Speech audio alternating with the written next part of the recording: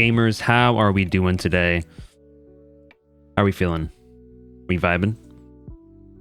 It's been a minute. I haven't streamed for a little while. I was busy going to a pony convention, which I mean, I think it was a pretty good use of time. Had some friends visiting, like Euphoria and others. How we doing though? What's up, Riley? What is up, DZ?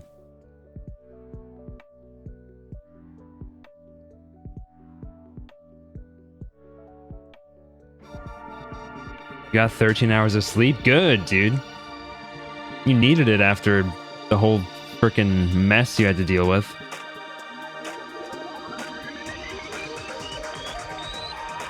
Danganronpa. Yeah, I see it does look a little loud. It's also a little loud in my ears right now, like very loud. Let me get that turned down a smidgen. How is it now? Well, I did announce it early yesterday, because I realized I needed to run up to well, that part didn't matter. But Sheepy wants to have like an us day, and we thought doing stuff in the evening would be nicer than doing stuff earlier. How's the game looking now? So why am I not? There we go. I always forget you have to press escape to skip it in this game. Danganronpa. Yeah, use your us day coupon. I can't remember what you got that for. Something. That's right. I'm in the middle of an investigation. To be fair, I didn't add everyone. I'm always like worried to add everyone for some reason, even though it's like my server. And what else would I be add everyoneing about? I probably should have added everyone about it. Yeah, I'm about to do the trial. Yeah. Exciting. Yeah, super fun trip. I'm heading to the trial area, right? The trial was just announced. Okay.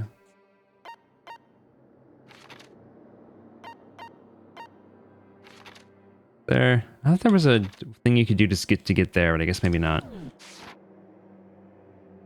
Here, right? I forget what's happening here. All I remember is that Chihiro died, which makes me very mad. So, is everyone ready to... What? Am I blind? Are we missing someone? Yeah, Toko's not here. And Toko is... You really don't remember? Kidding! I'm just kidding. How could I forget that little nut job? Okay, so I looked at so I watched the English dub, a little bit of the English dub for this game. First of all, people were being really hard on the English dub. It really isn't bad. And I'm not surprised because it's like star-studded. Like so many incredible voice actors were involved in doing the English dub. It's really not bad. And second off, I'm like doing the Monokuma voice like exactly. I had not watched it before, I swear. But I'm like bang on with the Monokuma voice that I do with the actual official English dub, which I think is fun. She's a crucial part of the class trial this time. Okie dokie, I'll go ahead and drag her out here, kicking and screaming. Just one moment, please. And just like you said, a few minutes later, he reappeared, dragging Toko behind him. You really didn't get the English dub. Hey, yeah, like if I had known that, I would have done it in English because it sounds good. I think it sounds good. After going through the JP voice, there were only like one or two I really liked from this game, more from SDR2. I think it's good. It's definitely not like amazing, but that I think comes down more so to directors because the voice actors doing it are amazing. I told him I didn't want to, but he forced me. I can't believe you would drag a girl around. Terrible! You're terrible! Woo! So now everyone's here, right? Okay then, hustle onto the elevator and let's get this show on the road. I'll see you guys down there. So, shall we get going? It's time to find out who killed Chihiro. Chihiro Fujisaki. She was so gentle, so calm and meek. Nobody had any problems with her. Stop showing it to me. Someone made the choice to kill a girl like that. And that murderer is one of us. Someone standing right here. You ready? We doing this? I will uncover the villain who performed such a heinous act on a weaker individual. I really like Sakura a lot. I feel like she's probably gonna die here before too long as well. Shall we begin? I don't know why the killer did what they did, but I'm sure it'll work itself out. Justice always prevails, right, bro? Oops, I didn't mean to click on that. Yes. I give a small nod in reply. With one last deep breath, I walked towards the elevator on shaky legs. Well, with each step forward, I could feel my heart starting to race faster and faster. As soon as everyone was on, the elevator began to descend. I couldn't get a handle on my emotions, couldn't stop speculating. Yeah, the vacation was really good. It was a nice... Okay. I'm trying to like find a moment of peace to speak, but the steel box sank with heavy clunking sounds deeper and deeper into the ground. And as we went deeper, the uneasiness in my heart grew bigger and bigger. The elevator was unaffected, however, and continued to descend without hesitation. Until finally, it came to a sudden stop.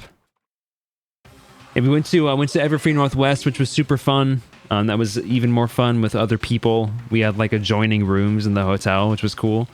I'll just stop here really quick and talk about the vacation, I guess. We went to the beach a couple of times, which Ian and Kel weren't able to do last time because of the weather. It was not at a great time for heading to the beach.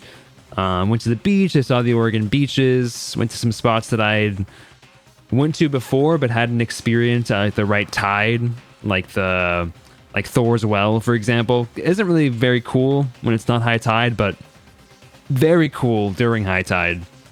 Did the Hobbit Trail, which I think is like overhyped. It was kind of just whatever. It wasn't worth the hike down, in my opinion. Then we went to like round 1, did some bowling, which was nice. Shopped around the mall a little bit. Had a couple of like celebrations for a friend's birthday and some other stuff. And then I don't think of anything else we did. It was pretty cool. We had like a lot of friends come, a couple of friends were able to come up and drive around with us. So it was very nice. It was a very nice time. Lots of cool memories, lots of fun times. We had some amazing Jackbox games. I now love the game Bracketeering. I think that's a great Jackbox game. Very funny. What do you think? I redecorated. Isn't it so fresh? Isn't it so exciting? Don't waste our time with stupid questions. Let's get this over with. Good. You're rip-a-raring to go. Gotta say, I don't hate it. Not at all. Okay then, let's get this show on the road. Everyone, please find your assigned seats. I feel like I'm not doing Byakuya's voice right now. And so, the curtain opened once again. A deadly judgment, a deadly deception, a deadly betrayal, a deadly riddle, a deadly defense, a deadly faith, a deadly class trial. I don't know did he say that last time? I feel like none of those other things that he said were relevant to this at all. Pre-trial prep. Oh yeah, I forgot about this. That's skills, huh? Algorithm increases the speed of memorizing a statement, effective during the non-stop debate. Memorizing a statement? Have I done that before? So I already have Melodious Voice. So I have 3 SP to spend? Oh wait, no, okay, so I'm like allocating SP when I equip things, I think. Yeah, okay. I guess I may as well have them both on. I don't have any other skills available to me at the moment. Okay. Yeah, let's do it. Finish preparations. You forgot about the skills? I forgot about them too. Let's begin with a basic explanation of the class trial. So, your votes will determine the results. If you can figure out who done it, then only they will receive punishment. But if you pick the wrong one, then I'll punish everyone besides the blackened, and the one that deceived everyone else will graduate. Okay then, so first off, Let's talk about the murder weapon! First, we have to make it clear what was used to deliver the fatal blow. Make your argument. Genocide Jack, case file, locker room dumbbell. Alright. Probably gonna want to use the locker room dumbbell. Chihiro's fatal injury. It appears it was a head wound. According to the Monokuma file, the killer used a blunt instrument, but... what kind of blunt instrument could it have been? You think you have some proof that contradicts what I said? Okay, no, I guess it's not a contradiction to what he said. Okay, whatever. I need to think about it one more time. There must be a contradiction in their statement somewhere. Oh, they used the wrong there! These fucking idiots, these buffoons.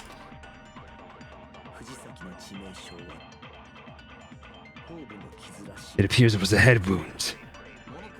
According to the Monokuma file, the killer used a blunt instrument, but... what kind of blunt instrument could it have been? I forgot that I'm not like interjecting. Oh, I missed it. Okay. That certainly would make for a powerful weapon. Poor Chihiro. Yeah, I forgot. I wish I could speed it up.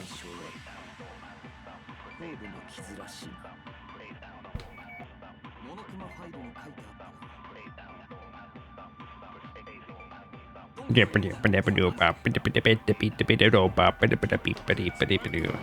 bet it was an iron pipe.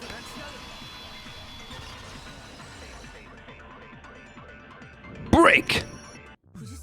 Can we agree that the object that dealt the fatal blow was the dumbbell found at the scene of the crime? It was covered in blood, and there was nothing else at the scene that could have caused that kind of injury. And the wound in the victim's head is consistent with the shape of the dumbbell. As far as I'm concerned, there's no mistake and no room for doubt on this one. You've looked at her head wounds? Ah, that's so creepy. That's too similar to Monokuma's. That's so creepy. If you don't mind, I will proceed from here. Let's move on to discussion of the culprit. Although, I believe the criminal behind this heinous act is already quite clear. What, for real? Chihiro's killer is... the fiendish serial killer, Genocide Jack. Genocide Jack, the fiendish serial killer. Did he really kill Chihiro? A new element has been added to non-stop debates. Would you like to hear more? Yes, please. For this debate, lines of white noise will appear to disrupt your reactions. Your truth bullets will disappear if they hit these lines, so think of them as obstacles in your debate. But there's a way to keep this white noise from getting in your way. Press the right mouse button to attach the silencer, which you can use to shoot down the white noise. However, if you shoot an actual remark with your silencer instead of the white noise, the time limit will decrease. So take careful aim when you have your silencer out. Oh, but if your action difficulty is set to gentle, white noise won't appear at all. In which case, you can forget about the silencer and just focus on the situation in front of you. Well then, good luck and have fun! Getting baby playing on gentle, can you imagine? I'm probably going to be using the Genocide Jack case file, I assume. The culprit is Genocide Jack, I'm sure of it. Case closed as far as I'm concerned. But that's impossible! Why? What makes it impossible? Well, I mean, come on! There's no proof for this!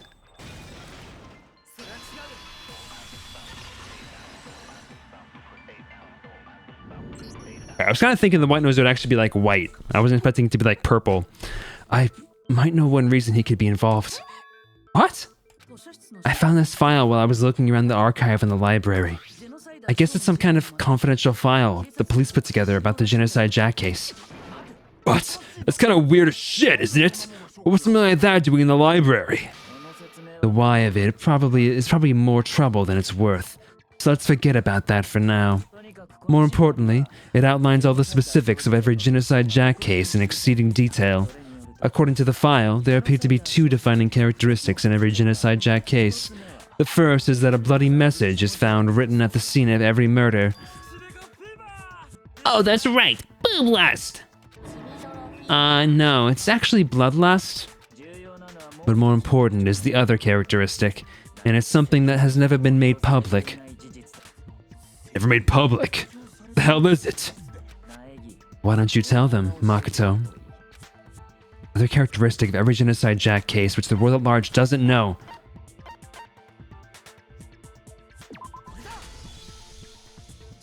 Apparently, in every Genocide Jack case, the killer suspends the body in a certain way. Other than the killer, the only people who know about that are the higher-ups in the police department. However, Chihiro was most definitely suspended in the same way. So, how did the culprit know about this when only high-level police officials were aware of it? There's only one logical answer I can think of. It's because the culprit in this case is the real Genocide Jack. No fucking way! You're saying Genocide Jack is one of us? Yes. In fact, it's Toko. What? Genocide Jack's true identity is Toko Fukawa. You lie! What? Hey, okay, wait, hold on a sec. Toko has, like, blood phobia or whatever, remember? What kind of serial killer is afraid of blood? Is Toko Genocide Jack? The answer is yes and no. Another riddle? Man, why has this gotta be so complicated? That seems like a riddle in a way, but I feel like I can just about see it.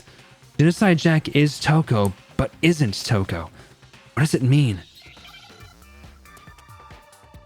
Oh, so it is the obvious answer. Hangman's Gambit. How does this one work again?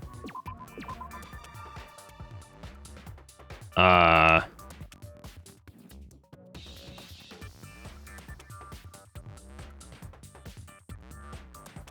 was gonna say disassociative, but what is this word?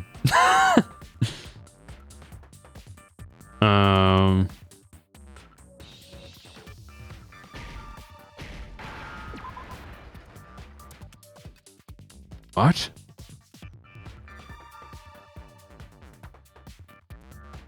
This did age really poorly. Oh, is it? Oh, I know what it is now. SCI. Okay. Oof. Yeah, this is not good. Oops.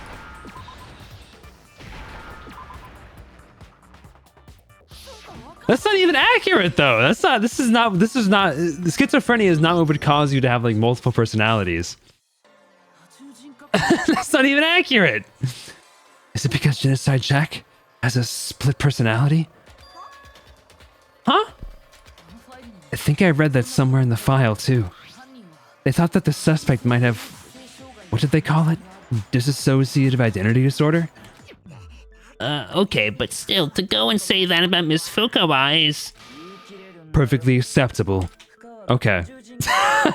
Toko's strange behavior after seeing the body is proof enough that she has a split personality. One thing that shows Toko could have a split personality has to do with her behavior. You're talking about how she started acting totally different than usual, right? That's right. Think back. She fainted when she saw Chihiro's corpse, and then when she woke up... Fine, I'm fine. Whoa, is that a dead body? Hey, are you dead? Must have hit her head real hard when she fainted. The world is a front and a back, a top inning and a bottom, a sea of truth and a web of lies. This is quite concerning. I mean, she sounds completely different. There's nothing funny, that's for sure. That melancholy tone of hers completely disappeared. Toko was signing adjectives to my tone without permission. Not to mention, once she regained consciousness and saw Chihiro's body again, she was utterly calm. In other words, within her is one personality that can't handle blood, and one that obviously can. Okay, my question is, was there any perception at the time when this was released that like schizophrenia was like directly correlated with DID or something? Because I don't think that's the case. I'm pretty sure that they were always two very distinct things. Or not maybe always, but like for a long time, they've been recognized as two very distinct things. So when Toko trapped herself in her room, it's because she was scared of Genocide Jack? I mean, she did quite literally say that. I really thought it was going to be a red herring, though. Maybe it still is, but like it seems like this is the path we're going down. Won't the genocide Jack have control? I'll drive out the killer, drive out the murderous fiend. The reason she locked herself in her room wasn't to keep other people from getting in. It was to keep her other personality from getting out. What? Toko was afraid of the murderous fiend inside of her, of killing even more people. Yeah, how can you know all this? I do believe you misunderstood her. What she's trying to say isn't, how can you know all this? No. What she wants to know is, how could you tell them? Huh? Last night, just before Monokuma gave his motive speech, Toko and I had a strange conversation. She told me a most interesting story. She said a murderous fiend lived within her, and she was afraid it could appear and attack at any time. And she did, Byakuya, you did not think to potentially like alert other people to this? You didn't think about that. I know your like whole thing is like being alone and like being a loner, right? But maybe just like maybe you could have warned people. Just like, hey, by the way, matter of an uninformed localization team and or needing a short enough word for Hangman's Gambit. And that trepidation is what's caused her to have such a bleak attitude. Isn't that right, Toko? This is all a lie, right, Toko? You said you wouldn't tell anyone. What? You promised. I can't believe you lied. You have only yourself to blame. You came to me with your tragic little story. I didn't ask you to. This is the real world, not some romantic fantasy fairy tale. Besides, you broke your promise first. You said that as long as you were here, no matter what, you wouldn't let Genocide Jack kill anyone. But in spite of that promise... I'm also curious what it was in Japanese. I'm sorry. I couldn't keep a promise. Now, I would not be surprised if in like the original Japanese, it was probably like schizophrenia as well, and they were just like merged together or something, or like the term is like overloaded to mean like multiple things. Probably not so much now, but the progression of like mental health stuff in Japan definitely is like, I think was a bit behind some other countries. I'm sorry, I couldn't keep a promise, but don't worry, never again. I won't let Genocide Jack have control ever again. Just if I keep my promise, that was me. It's the only reason I promised. How many times do I have to tell you? I never said that. But you weren't able to do it. You just couldn't resist that rush you get from killing, could you? I tried. I swear I tried to control it, but your efforts were useless. What a disappointment. I hate you! Well, the opening act is nearly finished. All that's left is to hear from the person in question directly. Person? These effing expressions are crazy, bro. Why is she like... She's like spitting. I mean... Toko's body suddenly lunged backwards. A huge thud echoed across the courtroom. But in the next second...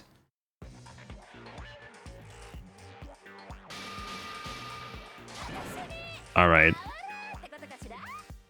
Well, hello there. Is it me you were hoping to see? What the heck? So you figured it out, huh? Well, whatever. What are you gonna do? I'm the ultimate murderous fiend, Genocide Jack. Or better yet, let's go with Genocide Jill. What the fuck is this? Toko, what happened to you? Not Toko. That's a loser name. And what happened is a textbook split personality. So what if one of them happens to be a serial killer? You should turn a blind eye to one's faults. She's so intense. Like they say, sound in murderous mind, sound in murderous body. This one is so different from the one we've come to know. Yes, well, the world is composed of a front and a back, you know. Just like how every inning has a top and a bottom, or in the depths of every truth lives a little lie. Behind every dark and gloomy soul lives another that shines as bright as the sun. This is the murderous fiend Genocide Jack? This is beyond insane. Miss Jack, or Jill, can I ask you a question? What's up? Some of us think you might be the mastermind behind our entire situation. What are your thoughts on that? Well, I'll tell ya! I am the mastermind of all masterminds! Just kidding! Then it's not true? Of course it's not true! How dare you try to link me to that creepazoid! And another thing, the police and government and society in the outside world are totally powerless! I mean, they just let this idiotic, bloodthirsty maniac go buck wild all over town! Sure, I'm a bloodthirsty maniac, but life is a pain, right? To live is to hurt other people. It's a necessary evil if you want to survive. The act of living itself causes pain for everyone. I hate that effing the methodology. What's what I'm thinking of here? But not methodology, that what's that? What's what I'm thinking of for this? Like way of thinking. I'm trying to think of the official word for it, but just kidding again. This should be enough to convince you. This murderous fiend is responsible for Chihiro's death. Ideology, thank you. There's clearly a motive. There should be no doubt. A motive. Remember what Monokuma told us. If someone didn't murder and graduate within 24 hours, an embarrassing memory or secret would be revealed. Well, let's assume that Toko's secret was about Genocide Jack. If a secret like that came to light, Toko's life would have undoubtedly been forever ruined. But she had a very clear motive to never have that side of herself exposed. Interesting. Very, very, very interesting. But sorry, much as I hate to admit it, I'm not the culprit. Huh? But I can't imagine anyone other than you could murder someone in such a bizarre fashion. Maybe so, but nevertheless, it's the truth. Do you really expect any of us to believe you? Okay, the one thing that it could be here is it could be, again, I doubt they went this deep, but there is, with folks who have DID, you can have an altar that takes on the form of somebody from the outside world and mimics them, right? So in theory, it could be possibly pulling from this, but they would still have to know about the whole hanging thing somehow. Yeah, I can never believe a word you say, you monster! Maybe she's totally right about that, but something's still bothering me. What she said. I need to get some more details about all of this. Make your argument. Library desk lamp, set as the dead body, disappearing stain. Sorry, but I didn't kill anyone. You say that, but do you really expect any of us to believe it? Perhaps if you had an alibi, that would change things. Oh, an alibi now. Now we're talking. When you compare your past murders to this incident, the modus operandi matches. That's what I'm trying to tell you.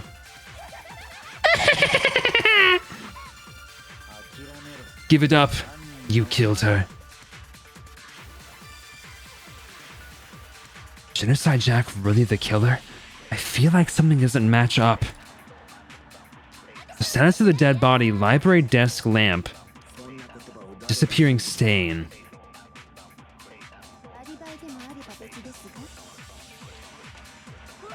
I'm thinking the disappearing stain might be the essence of what we're talking about here. But status of the dead body, that is the modus operandi.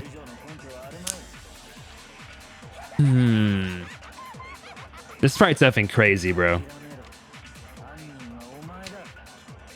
The disappearing stain, and that's kind of like the alibi. I'm trying to think, there's nothing about the body that's off, right? It's hung up in the same way as far as I know.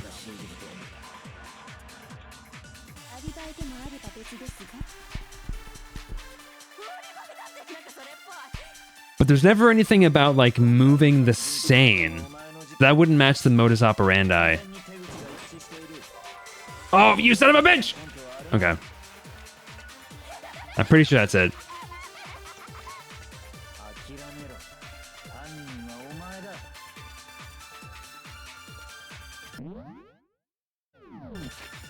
Yeah, I can still look at the truth bullets.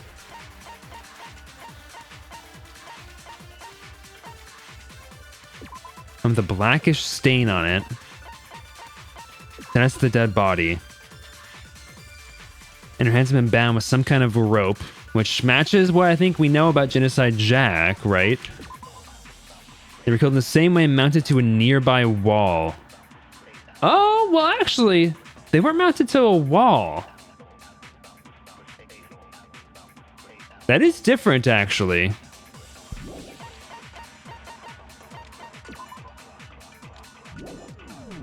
That could be it, actually. They were not mounted to a wall.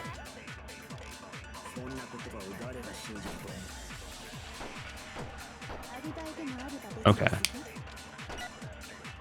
Oh, I can just kill these things to, like, get seconds back?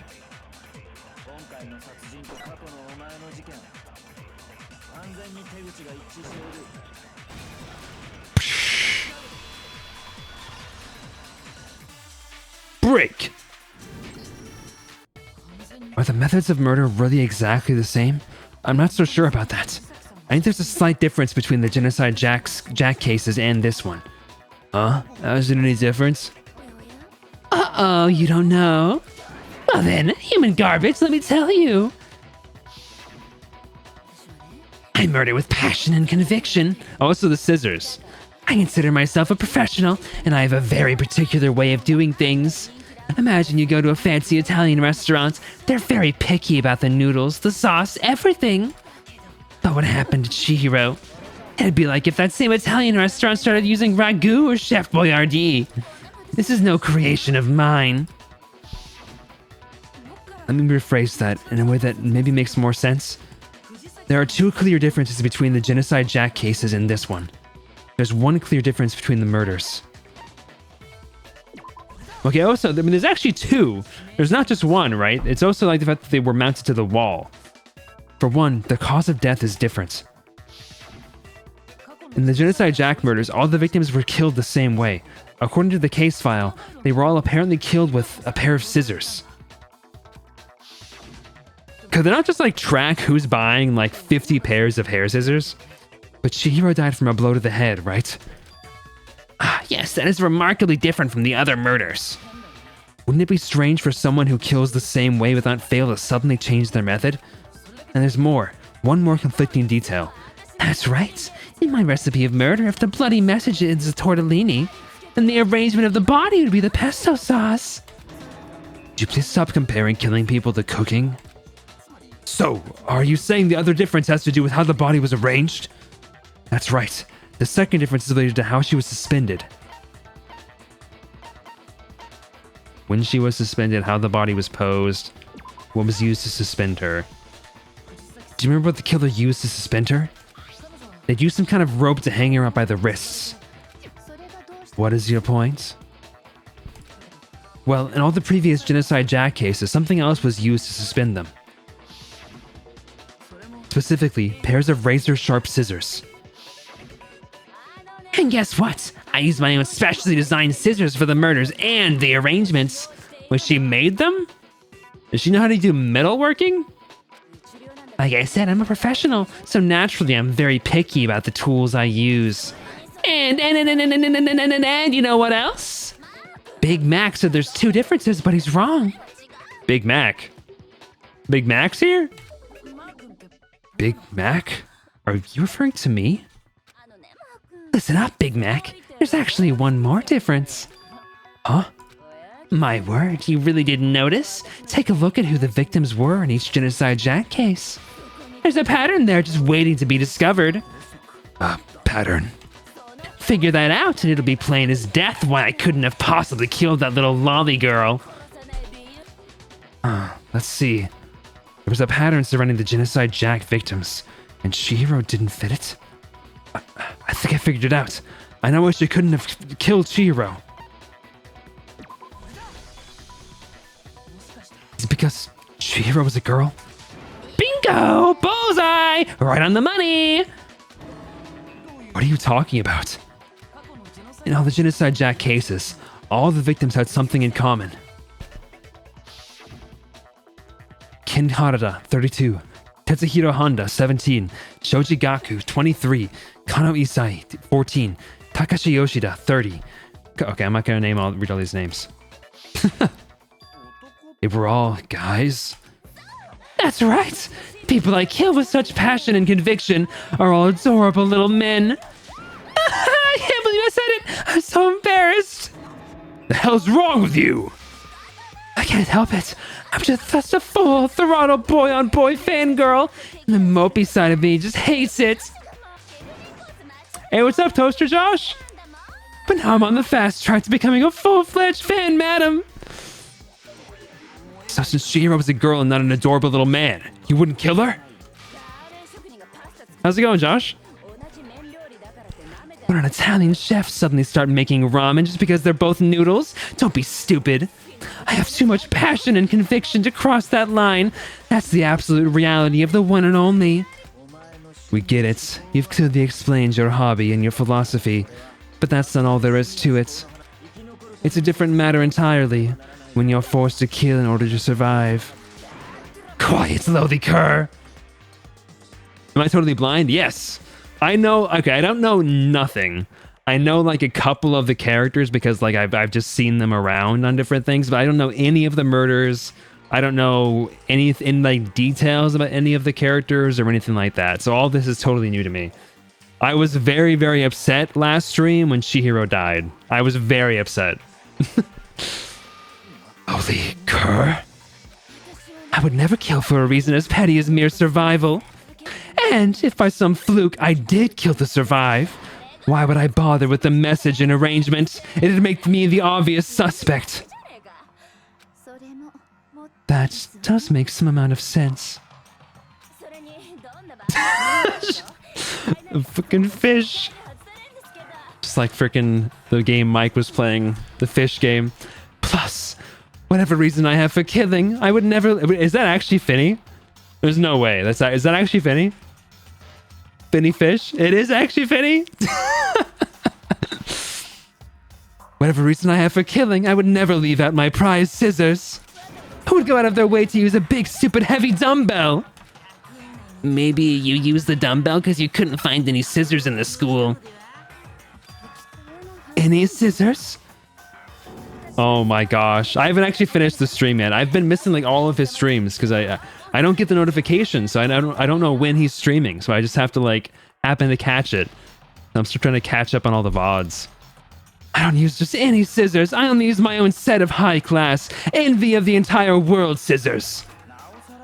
Okay, whatever. There still aren't any in the school. Are you sure about that? Twitch sucks for notifications. Da-da-da-da! She's fully equipped. That's right, so I can kill anywhere, anytime. Why would I resort to dumbbells or rope when I have my trusty scissors by my side? Go ahead, tell me I'm wrong. You can't, can you? Gutter dogs, all of you. This chapter's like super problematic. But so it goes, I guess. Not to mention, I have no clue how to tie a good knot, so rope's totally out of the question anyway. Ugh. I have no idea what's going on anymore. Could such a heinous villain really be innocent? But the body really was suspended, right?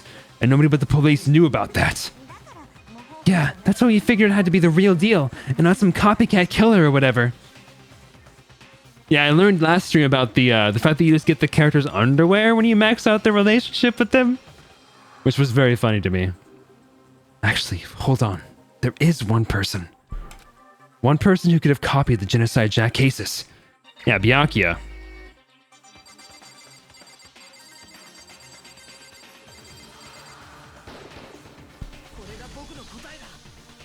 This little rat. Byakuya, it's possible you could have found out, right, isn't it? You have no problem getting access to classified government documents or internal police records. Plus, you'd already looked through the Genocide Jack case files before all this happened, hadn't you? Are you saying Mr. Togami did it?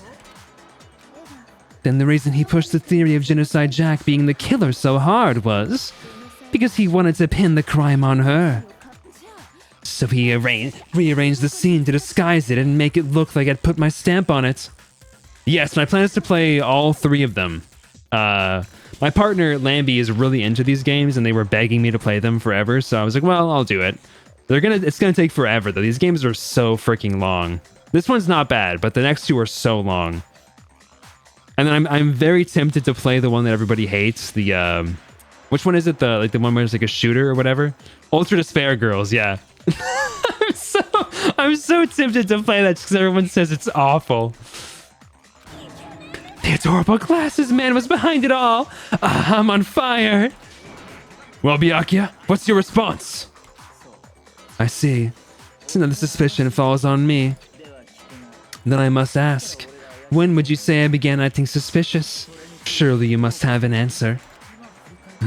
Looking back on it and thinking about it now, the way you were acting right before we discovered the body was a little strange.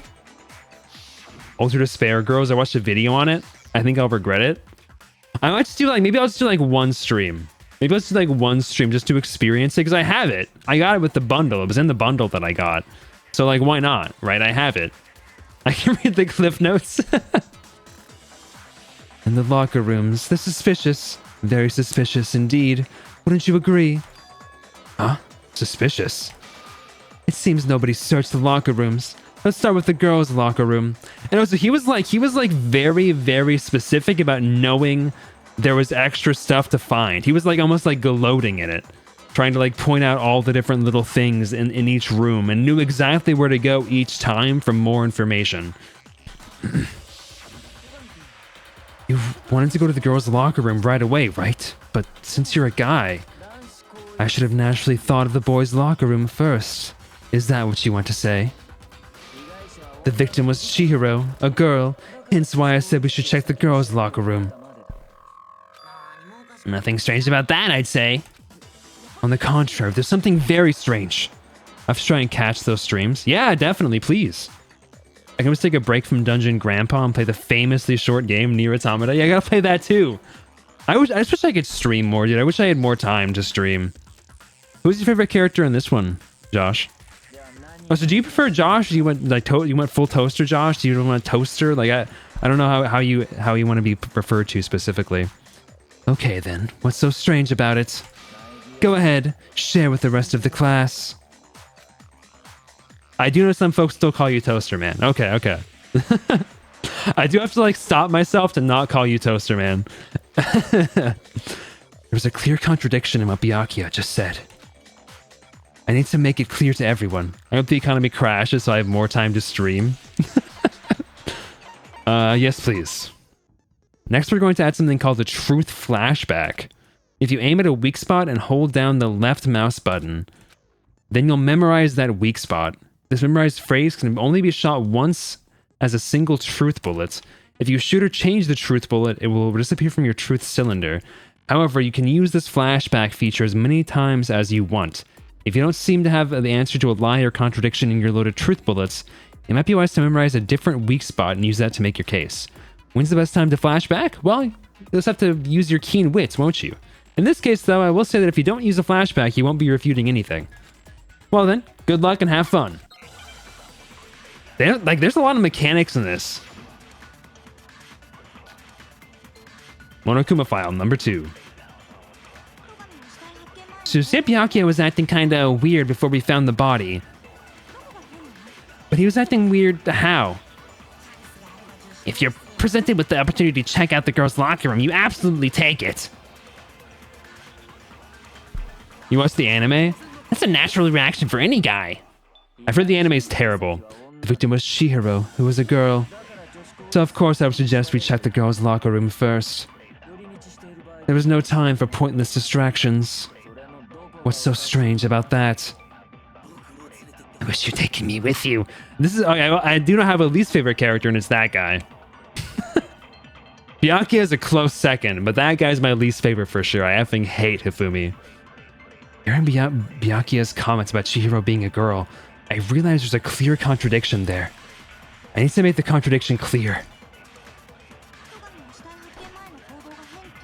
Wait, oh wait, hold on. I hold the button. Okay, before we found the body. Freaking hamster man.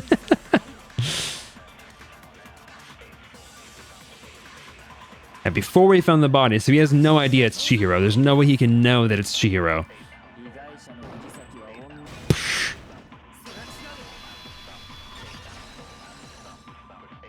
The enemy was serviceable enough to get me to play too. Compared to the aim, I wouldn't know. I'll tell you what's so strange about that. Because up until we actually discovered the body, we couldn't have known who the victim was. So your claim that you went to the girls' locker room just first because Chihiro was the victim doesn't hold up. I see. That's a good answer, I must admit. Interesting. Very interesting indeed. But your reasoning is still too weak. Huh? What's wrong? Is that it? Is that it? Surely you've got more than that. Go ahead, show us. What's with Byakuya's attitude? It's like he doesn't even care. I've got him cornered, but he's acting like it has nothing to do with him. What's the matter? You're not finished already, are you? There must be more to it. There is, I think. There is more to it. Think about it. I think Kyoko might be my second favorite. Chihiro was my favorite, which is why I was so freaking upset about her dying. But Kyoko's great. We just talked about the difference between this case and past Genocide Jack incidents. The proof you're looking for is hidden in there. Oh, proof that I'm the culprit, you mean? The differences between this case and other Genocide Jack murders. The evidence that proves Byakuya is responsible is hidden in there? What could it be? Music is so freaking good, dude.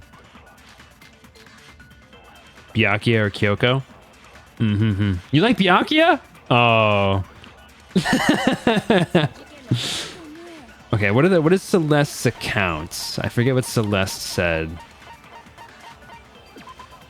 Before then, Chihiro spotted leaving the warehouse. It seems she was stuffing some blue exorcist clothes into a duffel bag. Presumably she was on her way to exercise, but the clothes were not found at the crime scene. So Makoto's the only one who knows about this. What's the difference between the cases? You want me to explain it again? So I got library disc lamp, disappearing stain, a self-assured rat bastard. He really, I mean, he is a rat bastard for sure. Oh, Sakura is also great. Sakura is also great. Okay, locker room. Library desk lamp. Alright, so the cord is suspicious. And what was the last thing? Disappearing stain, okay. But Chihiro was suspended with some kind of rope, was not? That's right, it absolutely was. And there must be something very fishy indeed about that rope. Hey, Byakuya, where'd you get it from, huh? I'd never seen that rope before in my life. This dude, he sucks at lying too. This dude sucks at lying as well. Actually, I'm pretty sure you have seen it before. Because you see, that rope, or should I say, that extension cord. What? An extension cord? Byakuya, you've used the extension cord in the library more than once, haven't you? And the same extension cord that was in the library all this time went missing after the murder. And there's no way someone who uses that extension cord as much as you do wouldn't discover that fact. Then Byakuya must be the one who took the extension cord. I can't imagine any other possibility. Who's your favorite? I'm curious to see if you get reams by others in chat for liking it. I have no idea. I don't know anyone in 2 either. Except maybe I do. I might know... oh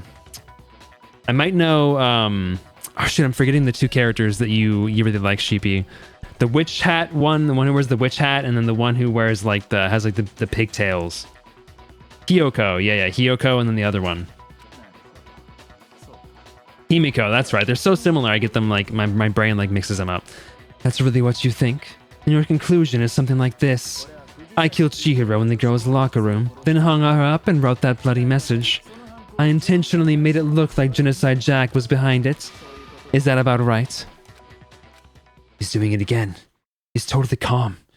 What? Is he calm though? He does not look very calm. He looks pretty pissed right now. Totally unconcerned. As if he's not even involved. Wait, even involved? What's wrong? I asked you if you think that's what happened. Hell yes, it's what happens. So what's that's it, right? Byakuya's the killer. I don't disagree with not disagreeing. He kept calling this a game, right? So we'd be totally willing to do something like this to win. I'm sorry, but could we hold on just a second? I think we need to talk about this a little more. Do we really need to? We've already decided who did it. I know, but still. There's something that's just still bothering me. Is that right? And what, pray tell, is still bothering you?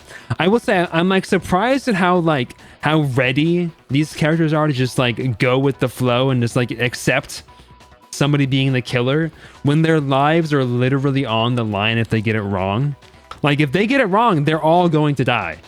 All of them will die. Like you think they would be like, let's discuss this a little bit more. If you have more information, let's talk about it. But there's like, yeah, let's just go forward. It's fine. I killed her in the girls' locker room, then disguised my crime. Specifically, I dressed it up to make it look like it was the work of a homicidal psychopath. What about all that bothers you? Wait. What was that just now? Something's not right. Such a goated OST. I haven't even listened to it. They are all stupid, dumb high schoolers, yeah. Are any of them 20? I thought they were all like high school age. Are any of them like actually 20? Byakuya's remarks just now. There's something in there that concerns me. The scene of the crime. Not quite set up correctly. You say you killed Chihiro in the girls' locker room, right? But are you sure about that? Isn't it possible that the murder took place somewhere else? How disappointing. What kind of question is that? Even in the world of disappointments, that is a true letdown. She was found dead in the girls' locker room. There was absolutely no question about that. How could the scene of the crime have been anywhere else? Well, I think it's entirely possible that she was killed somewhere else, then carried there later. The psychic. Who is the psychic? Oh, the laid back guy. Is he the psychic? Along with the rest of the murder scene. The rest of the murder scene. That was awfully specific. Please tell me you have a reason for saying all that. I believe I do. Hey, Byakuya, did I just take you off guard? Then the story suddenly moved to the crime scene. When the story suddenly moved to the crime scene, Byakuya, who'd been so confident up till now, maybe Byakuya never even realized that the actual scene of the crime could have been somewhere else. Hey, don't just move on without permission. What do you mean she was killed somewhere else? Come on, Makoto. If there's any chance the murder took place somewhere else, let's see the proof. Evidence that shows the murder took place somewhere else. I need to just focus on those things that got switched. One key item is the posters. The proof that she was killed somewhere else is the poster that's hanging in each locker room. Your proof is some posters. The poster in the girls' locker room was a picture of a big-boobed supermodel, but don't you think that's kind of strange? Why would the girls' locker room have a poster like that? I bet those massive jokes of hers were totally fake. Meanwhile, the boys' locker room had a poster of the super popular boy band Tornado. Again, that doesn't really seem to belong in a boys' locker room. So you're saying that maybe the posters were switched? And there's one other thing I noticed about the locker rooms. You know that I'm talking about, right, Sakura? You're referring to my protein coffee, aren't you? Protein coffee? Well, I was in the girls' locker room earlier. I spilled some protein coffee on the carpet. They finished another one of the fusions? Dude, let's go. Monokuma is just really woke. About what? I can't get over her drinking protein coffee. That's so funny to me. But I noticed that after the murder, the stain had been totally scrubbed away. Plot twist, those posters are in the correct spot. Everyone in this school is just gay or bi. Dude, yeah, you're on the money. Also, Josh, this guy, this actor, I don't know if you watch Naruto in English or Japanese. I'm pretty sure I remember you liking Naruto. I might be wrong. But this is Orochimaru, and this is Orochimaru's Japanese voice actor. No, it's not that the stain was scrubbed away. It was moved. Maybe I'm totally misremembering though. I remember you liking Naruto though. Disappearing stain. No, you've got it all wrong. Just calm down and think about it carefully. Could you possibly have been more wrong? I'm ashamed I wasted any amount of time listening to you. Wait. What did I do wrong? It was moved.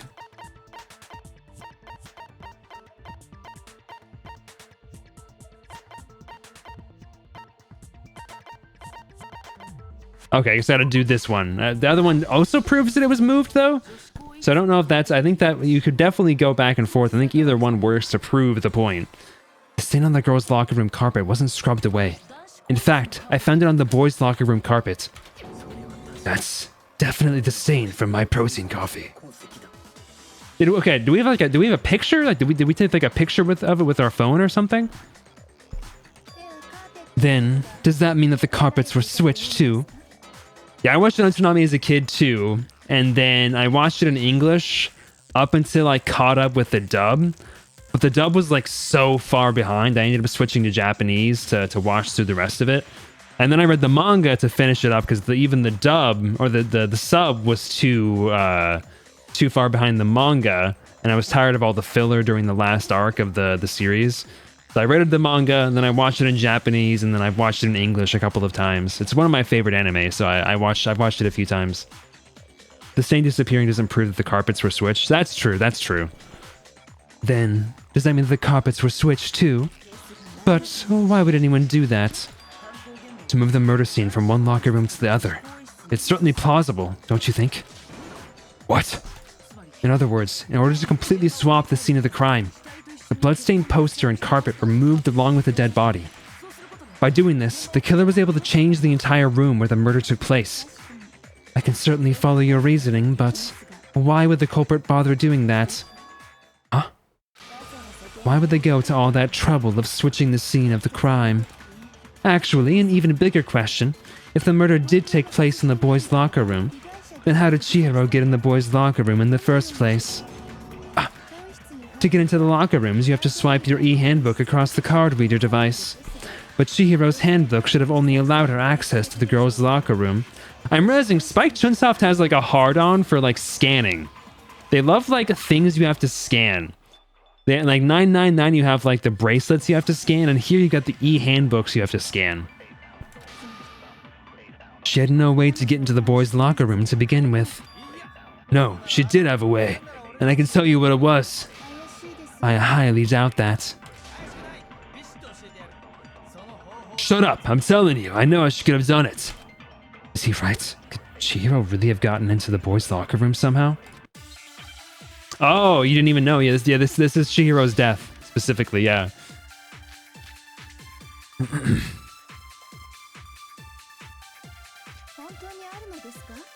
Is it really possible? Could Chihiro have really gotten into the boys' locker room somehow?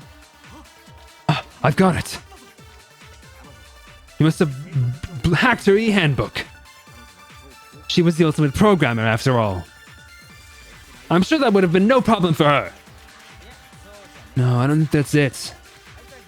She used the thing that was in the main hall. Huh? What thing? I'm talking about Leon's handbook, of course. Oops. If she had that, she could have gotten to the boys' locker room, no problem. Theoretically, if Chihiro was able to use Leon's handbook, she could get into the boys' locker room. But that's if she was able to use it.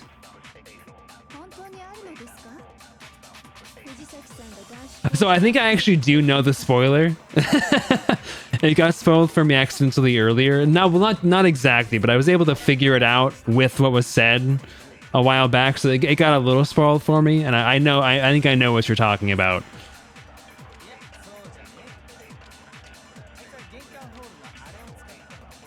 But I don't really mind. It kind of allowed me to process things in a more nuanced way than I would have been able to otherwise, so it worked out fine. Break. No, I don't think Chihiro used Leon's handbook. Why not? Because Leon's handbook was broken. Oh, well then yeah, I guess that'd be pretty impossible, huh? I'm not gonna say it in case other folks don't know, even though I'm pretty sure everybody here knows this game already, but I won't say what it is, but I'm struck silent by how quickly you gave up. Plus, isn't there a regulation against using someone else's handbook? Actually, the rule states that loaning your handbook's prohibited. It says nothing about borrowing one. In other words, you could borrow a dead person's handbook all you want, and you'd be safe. Yep. Hit the nail square on the noggin. Of course, if it were broken, that wouldn't make any sense anyway. So then, she must have hacked hers, like I said. She used her ultimate programmer skills and... Psst, you can't fix an e-handbook. The instant you open one up, a security buzzer starts blaring. So if she didn't use Leon's handbook, and she didn't modify her own handbook... Maybe Mr. Naeki's initial assumption is just wrong? It seems like there's no way she could have gotten into the boys' locker room, so I guess so... Okay then, I vote for Byakuya! That it then? Chihiro was killed in the girls' locker room, and Byakuya is the one who did it. Really? But still, I don't know what else I can do. Hold on a second. You do not like Monokuma's English voice? I started doing that voice without hearing the English dub. It just felt right. I had not listened to the English dub at all. I listened to it a little while back, and I realized, oh, I'm just doing the English voice. I just happened to copy it without knowing it. Hold on a second. I agree with you, though I think you're on the right track.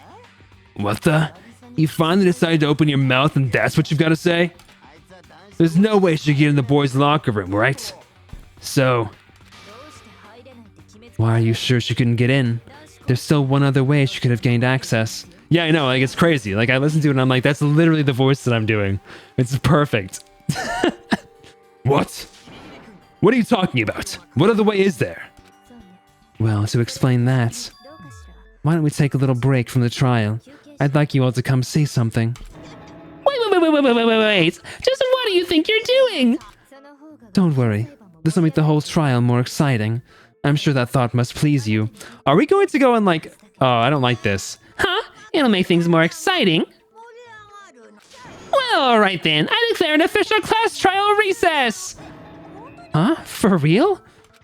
Now then, what is it you want to show us? It better not be boring or I'll be very unhappy. Oh, I have no doubt it'll meet your lofty expectations. So, shall we go? Her design is so good, yeah. The designs in this game in general are great. So, before I even knew what was happening, the class trial had been put on hold. We headed off with Kyoko in the lead. And where she took us was... Oh, I'd hate seeing this. Stop looking at it! Yeah, except for Hifumi. I hate Hifumi's design. The girls' locker room? You've already searched this place top to bottom. What are you trying to pull, Missy? I'd like you to examine the victim's body. One more. This is so problematic. Oh, this is not great. You want to check it again? Be sure to examine the entire body very carefully. Take your time. Examine her carefully? Like, using our hands? No way. It's probably best if I don't run my hands all over a girl's dead body. It's not that I'm creeped out or anything. It's just based on religious grounds, you know? Very well, I'll do it. But you're a girl. You shouldn't have to touch a dead body. Just let one of the boys do it. No, it's okay. I think Chihiro would rather have a girl examine her. They'll just leave this to me. I love Sakura. Sakura is honestly great. Sakura? What is this? Some kind of secret girl-on-girl action? Is that what you two are about? That's not it at all. Stop screwing around. Okay, here I go. Sorry, Chihiro. Please excuse the intrusion. Putting your hands together in a brief prayer. Oh, dude, I love her. She's so respectful, bro. I love her. Sakura then began to quietly examine her body. Be sure to check her entire body, and I believe we will solve this particular mystery. Her entire body. I know you say that, but... What? This is... What does this mean? Oh! What is it? Not possible. It's not possible. Sakura's eyes were staring wildly at Chihiro's lifeless form. Her massive frame trembled. This girl is what? Is a boy! I see. So she was actually a he. Interesting. Thank you for confirming this fact. What? You're joking, right? I wouldn't joke about this. Then that's really true? Chihiro was a guy? Huh? Oh, what? You guys didn't know? Heck, I knew that right off the bat. Chihiro Fujisaki was totally a guy. Then he was a crossdresser? Now I'm really on fire. I wish I had killed him. Okay. Okay. I was thinking this game was gonna be maybe like a little bit more progressive about it, but you know, I guess I shouldn't be have been expecting too much. So that's what Kyoko wanted to show everyone, huh? Interesting. Yes, that certainly does make things much more exciting. Now, let's ride this wave of excitement back to the courtroom and get back to the trial. Oh, Sokoda. I do apologize for keeping you waiting. Now then, let's resume the class trial. We've all just learned of the shocking revelation that Chihiro is actually a boy. Let's pick up from there. Yeah, Japan moment for real, yeah. It's gotten a lot better. But it's still definitely an issue in Japanese culture, for sure. Yes, well, I don't know, also in American culture, let's be honest. I don't know there's a reason for hiding it, but the fact is, Chihiro was not a girl, but a boy. I think that Chihiro was actually a guy. The thought had never even crossed my mind. And because the victim was male, he would have had no problem gaining access to the boys' locker room. Assuming his handbook did, in fact, list his gender as male, then yes, that would be true. Of course, his handbook said he was a boy. He dressed like a girl. Oh my gosh, this is bad. This is really bad, actually. When he was a boy through... Oh, my voice is cracked. When he was a boy through and through. So then, there should be no issue with Makoto's initial assertion. The victim was killed in the boys' locker room, and was then later moved to the girls' locker room. And the killer could have easily used Sayaka or Junko's handbook to get into the girls' locker room. So Chihiro really was killed in the boys' locker room. But yeah, dude, guys, I'm adding that to the bit longer. This is the top of the list above killing children. I still don't understand his motive for moving the body, but yes, that does seem plausible. Well, I must admit, I find it rather odd. I knew he felt a little off. There was a certain incongruity to his female body. This is the most titillating situation. To know everything has been connected. All the mysteries have finally become clear. Okay, well, connected or clear or whatever, we still think you're the killer, remember? Really? It's worse than this at parts? Very interesting. This has become very interesting indeed. Omoshirai. He's off in his own little world. This guy definitely has like a kink for this. Those parts are the whole game. What about you, Makoto? After everything we've learned, do you still think Byakuya is the killer? Well, without a doubt, Byakuya is the one that made Chihiro's death look like Genocide Jack did it. But I think he might not actually be the killer after all. What? But aren't you the one who accused him in the first place? He just seems to be too easygoing about all this. Like he's enjoying us solving the mystery. The tickling scene? The tickling scene? Dude, I feel like I have to play it. I feel like I have to play this, though. The way he's acting, it makes it seem like it doesn't have anything to do with him. Talk about it. Is it like that? Is this like the scene in freaking like Monogatari, like the toothbrush scene or whatever that everyone references? You know? Did you think that might be because it doesn't have anything to do with him? Like I'm wondering if he like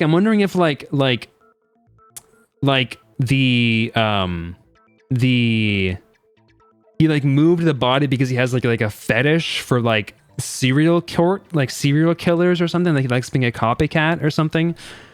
I mean, he like wanted to make this more like he's treating it like a game, right? So if it isn't him, he might have done this to make it more difficult, to like make it more of like a murder mystery kind of thing and like throw people off the track or something. Plus, the evidence he left behind was a little too, how can I put it, overt. He consciously chose to use the extension cord, knowing it could connect him to the murder. At least, that's how I see it. And Byakuya, when you found out the murder took place in the boys' locker room, it seemed to rattle you. And then again, when you found out Chihiro was actually a guy. If you really were the killer, that stuff wouldn't have had any effect on you. That's your thinking, huh? Well, it bothers me that you don't have more concrete reasons, but... it's fine. I guess I'll mark it as correct for the time being. Mark it as correct? He's right. I am not the culprit. That's like those YouTube comments that say 0 to 250, best part of the song, and it's just the full length of the video. I just happened to come across the corpse in the girl's locker room and decided to alter it. Are you fucking with us right now? No, I am not. My Byakuya's like me as in curse. Okay, that does endear him a little bit to me. Just a tiny bit. No, I am not effing with you right now. I'm telling you the truth. Well, I find it very hard to believe. Go ahead, find it very hard to believe. You're free to be executed along with the rest of us. If you're really telling the truth, then why? Why did you do that to his body? Okay, I am not. I will not go along. I hate that. My reasons hardly matter right now. Like, I'm trying to think of like, do I maintain the like artistic integrity of like saying the lines as they are, or do I like not be transphobic? That's actually tough. Uncovering the culprit is much more important, wouldn't you say? Now then, if it wasn't me, who was it? Well, I don't think I can say for sure without talking about it a little more. We're seriously gonna keep going? We're all good, aren't we? I thought it was clear Byakuya did it. No, I'm with Makoto. If there's any doubt whatsoever, we need to explore every possibility. Because if we're wrong, we all die here. That's true. Very well then, I'm with you too. Damn straight, count me in. Do you not have a mind of your own? Of course I do. What am I, an ant or something? Anyway, let's discuss this all as a group one more time.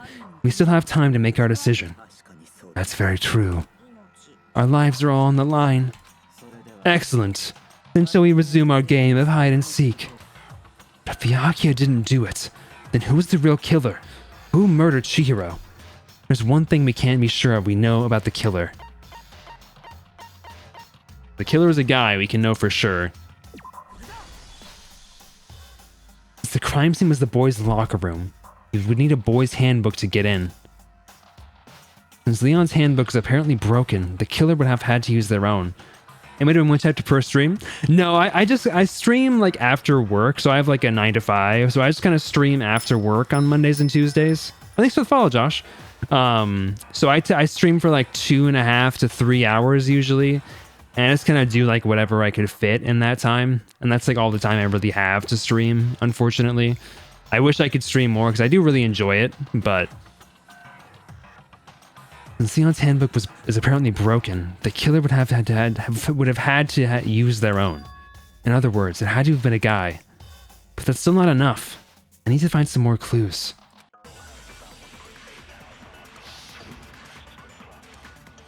A 9 to 5 streamer instead.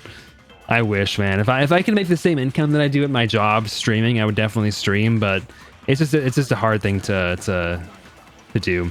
Isn't there a single clue that might lead us to who did it? Well, clues are one thing, but... what the fudge is this? Did nobody get a good look at the killer? I'm sure if someone saw the killer, they would have said something by now. Perhaps someone saw the victim at some point. Even that might be enough for now. Yeah, we all need... is there any kind of... Oh! Come on, don't scare me like that. It makes me think something weird is going on. Wait. Was that not the contradiction? Yeah, exactly. It's very difficult. Very difficult.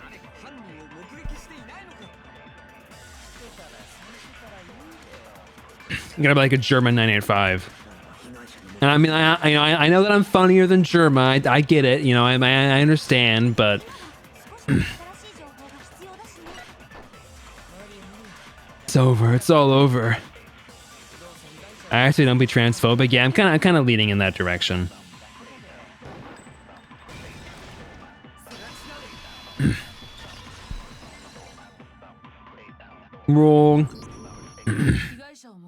I believe someone else did see the victim before he was murdered.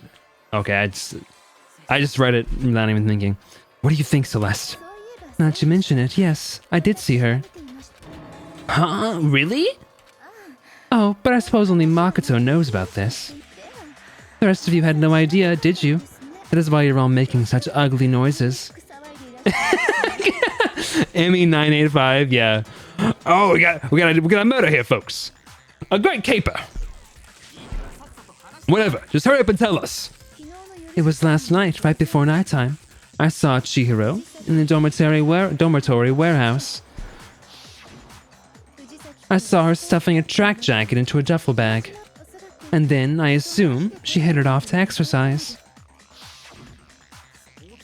A track jacket on a duffel bag? But we didn't find anything like that at the murder scene. It seems likely that the culprit destroyed them to get rid of any evidence. And that's when she said something that struck me as rather odd. Well, I'd better get going. I'm kind of in a hurry. Chihiro told me she was in a hurry. But why would she be in a hurry? Only if someone were waiting for her, I would think. So Mr. Fujisaki was on his way to meet with someone. Oops, I'm sorry. I didn't realize that was referring to whatever. We'll do what we can. And they were going to work out together? But Hina and I had invited her to exercise with us plenty of times, and she always declined. Well, because she was afraid you'd find out the secret she was hiding, right? Which means that conversely, she must have trusted whoever she was meeting with very much. Dude, there is so, I'm actually getting, physical pain from how much misgendering is happening here. You always read everything unchanged, but I shake your head when they say some out-of-pocket shiz. So anyone watching knows I'm woke. Dude, this is fucked up. Anyway. Enough so that she was willing to risk her secret being revealed. What a marvelous friendship! The point is, whoever she met up with is the culprit, right? So we just gotta figure out who it was. But knowing what we know, I can't even guess. No, you already have what you need to make the connection. Huh? You know who the killer is. Seriously? Who is it? Who's the killer? Think back to the track jacket and duffel bag the killer disposed of. Focus on the details of these items and it should become obvious who was waiting for her. Are you sure about that? You really think we can figure out who did it based on 2 pieces of evidence that we don't have? What, you want to track down some fingerprints or something? Even if we had the equipment for that, we wouldn't know how to use it. As was noted, the evidence is already gone. There's nothing to get fingerprints from. Maybe, but we can make certain inferences if we just take the time to talk it out. Easy for you to say. But fine, Celeste, did you notice anything special about the bag or jacket? The bag was just a normal duffel bag from the warehouse. All the bags in there are the same, so I can't imagine what would make that one special. Well, if I remember right, there was a decent variety of tracksuits to choose from. Do you think there might be some connection between the culprit and Chihiro's jacket? Perhaps. Let's explore that and talk a bit more about the jacket she took. Does Chihiro's track jacket really hold some clue about the killer? Somehow, it's really hard to believe. Make your argument. I'm assuming that I'm gonna have to record something for this. First of all, we know where Chihiro was headed. She was on her way to go exercise. So next we have to ask, why did she choose the specific tracksuit that she did? What do you mean, the specific tracksuit? I got it! She picked that tracksuit because it matched the one the culprit was wearing! So what you're saying is... That was not the right voice. The killer was wearing the same blue tracksuit as her! Whoops. My tracksuit is black! I don't even have a tracksuit. 'Cause exercising sucks! I have a white tracksuit, personally. Got it from the warehouse, if you must know. Did any of that really help us get any closer to figuring out who the culprit is? No way, not a chance. You heard him right? What he just said without even realizing it. You saying there's something off about what someone just said? Okay, do I know anything else about the warehouse or She was killed. At least they don't effing adjust this after you do that. Decline several. Yeah. Is recording a mechanic in this game too? Yeah. It was just introduced in this specific trial.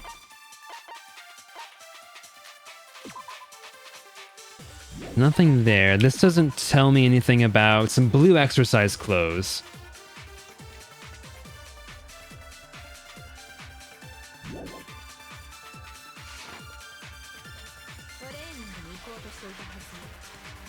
That's a good point.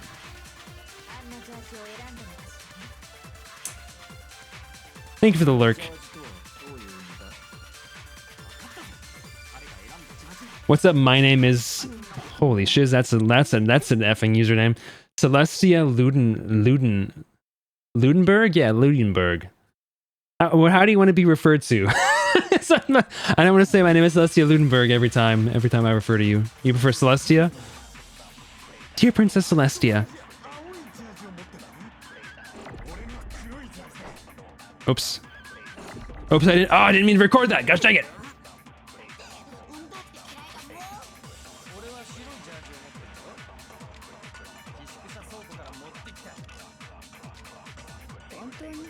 Maybe I do I do Celestia count or do I memorize? I'm not really memorizing anything to be able to counteract it.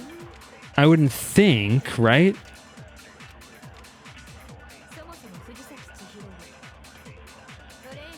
I'm not like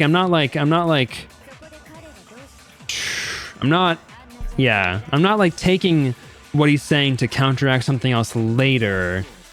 I think it's be using Celeste's account. But that doesn't include anything about like detail, so I think I would be copying this.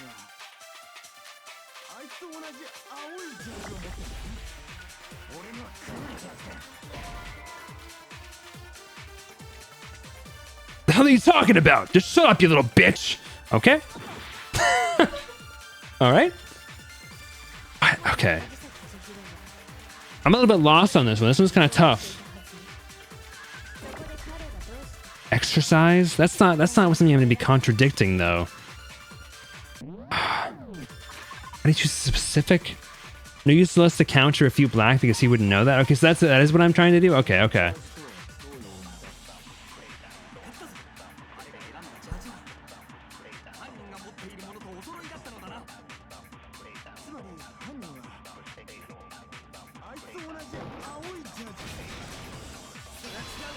Okay, I guess that's the contradiction. Yeah, he wouldn't know that information.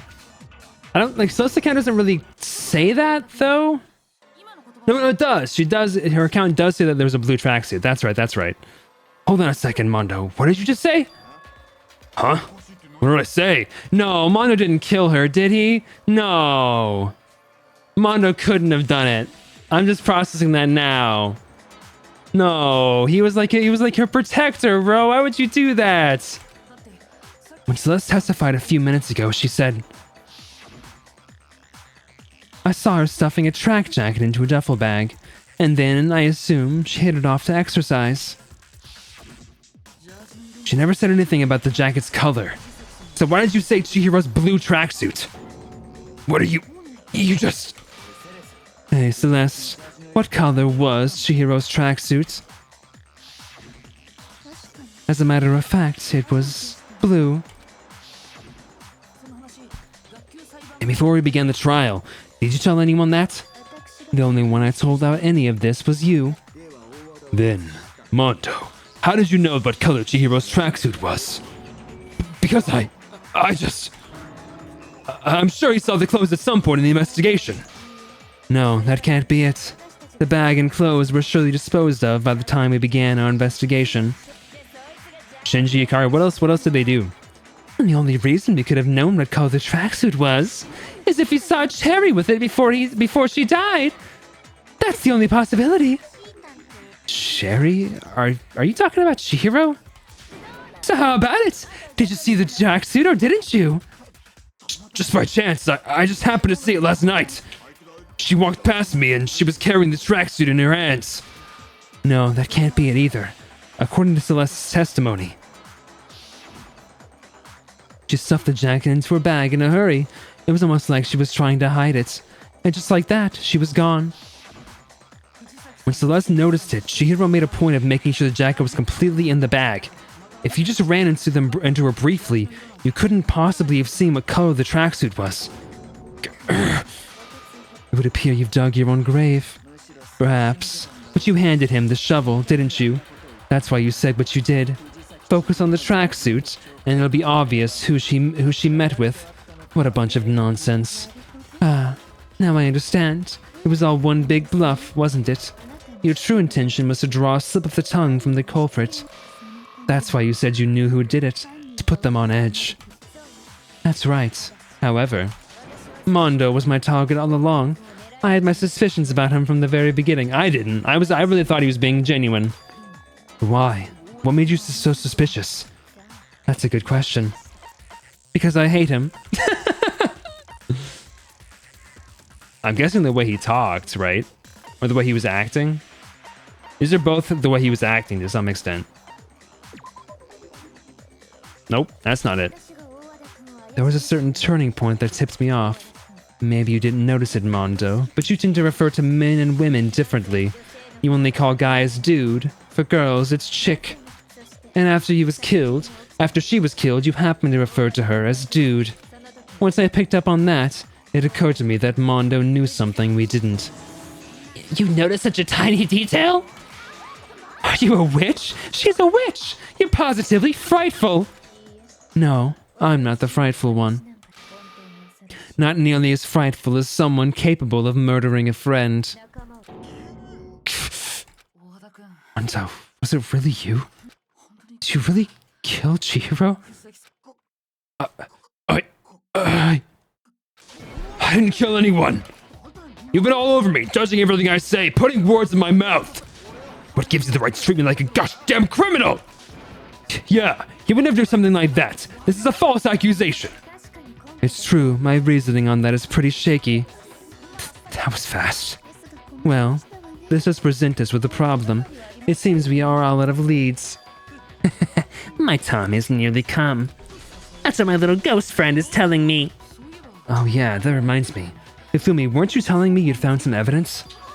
Really? What kind of evidence?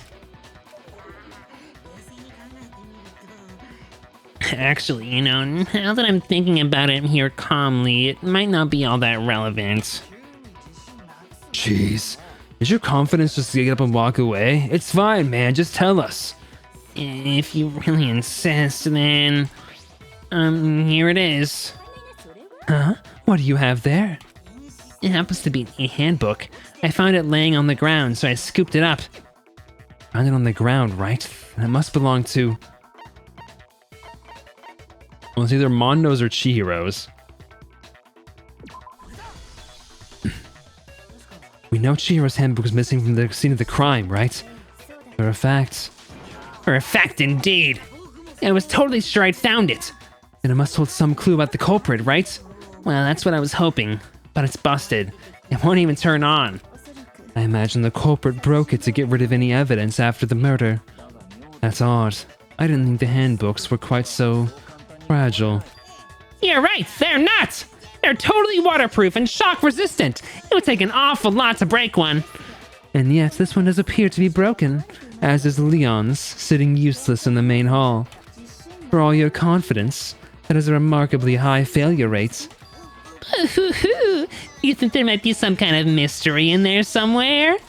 How precisely do the handbooks get broken? How do the handbooks break? There's only one possible explanation. You've already told us before that the handbook has one weak point, didn't you? You remember that? Sure, maybe I let that slip, but I never told anyone what the weak point actually was.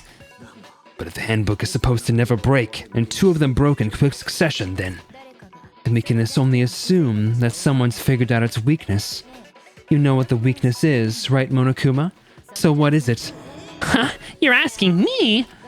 I think it's a necessary piece of information if you want this to be a fair trial. But if I tell you and someone else decides to copy it, that would be very not good. Just tell us already. Why do we want to break our own e-handbooks? Oh well, I have a weakness for pushy demands. But you're sure you won't follow their example? Then allow me to make a special announcement. The weak point of my cutting-edge e-handbook is when it's exposed to high temperatures for too long, it will suffer a meltdown and totally break. I flippin' knew it. You knew it? Yeah, because I found the handbook lying on the floor of the sauna. The temperature in the sauna can reach over 200 degrees. Strange how you don't get burnt, huh?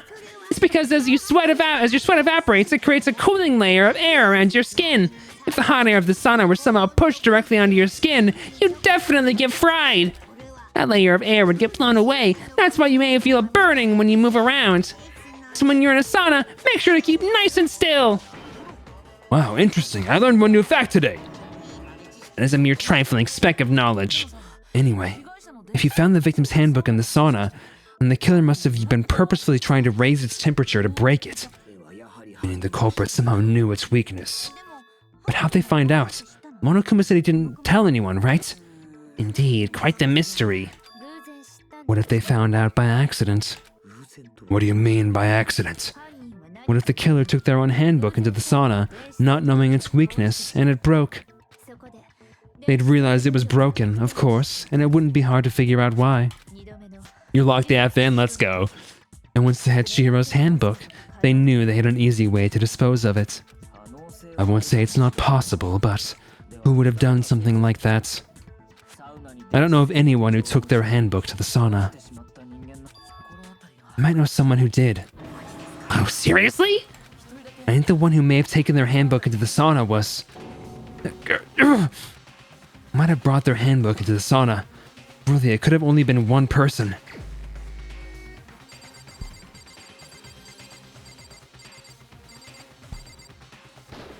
It's Mondo. Mondo and Mondo. Your handbook got broken in the sauna, didn't it? What? Why? Why do you keep accusing him? Mondo and Taka had an endurance contest in the sauna not too long ago, remember? And for the contest, Mondo just so happened to keep his school uniform on. But little did he realize, he'd also left his handbook in one of his uniform pockets. Ah, so that's why Taka's didn't break. I was trying to think of why Taka's didn't break. Because he wasn't actually wearing his clothes. My Yowie. When it was all over, Mondo discovered that taking your handbook into the sauna could easily destroy it. No, wait, hold on. You've got it all wrong. He would never kill. I don't accept this. Show me the proof. The actual solid proof. Dude, they for sure were gay in that sauna. Like, they for sure had sex or something. I mean, I don't want to believe it either, but I found something that proves it beyond a shadow of a doubt.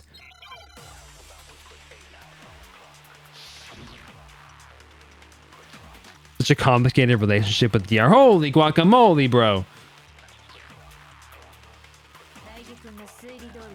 Let's test Makoto's assertions. Aoi's account. What was Aoi's account?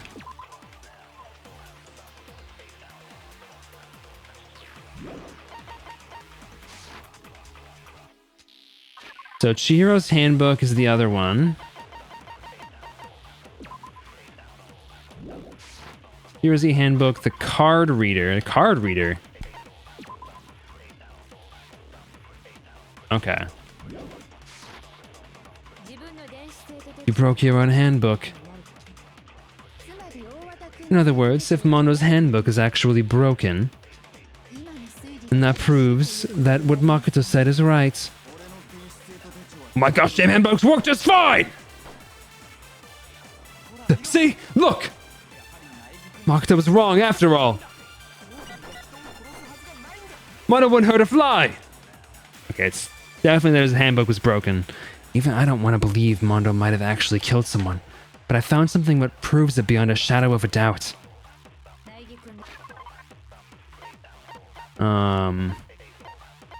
Is it that? Is it the card reader? Oh, let me think here. I wish there was an easier way to like look at what the truth bullets were. So Aoi's account, broken e-handbook.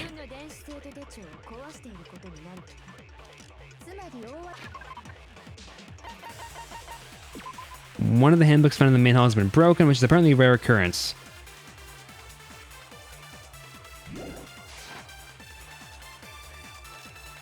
And it's gotta be the card reader. Because he has to have swiped in somehow. Oh, you little! I need to use the effing slowdown thing. I keep forgetting about that.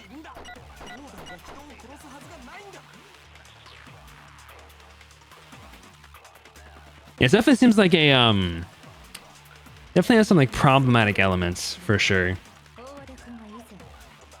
If what he says is correct, then Mondo, you broke your own handbook. In other words, if Mondo's handbook is actually broken,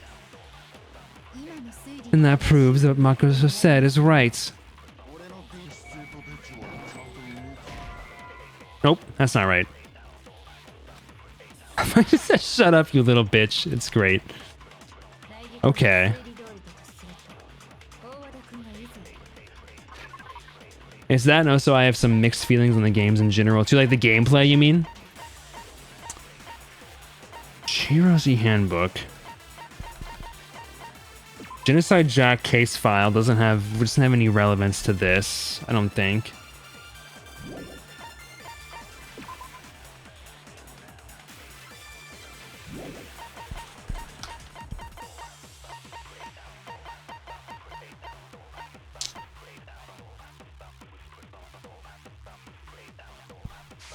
Like the stories? I'm trying to think of like what was wrong here. How do I like so broken handbook?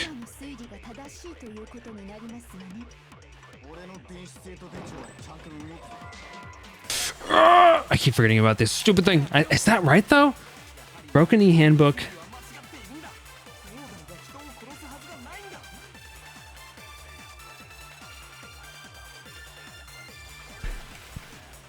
Proves it beyond a shadow of a doubt. What is that?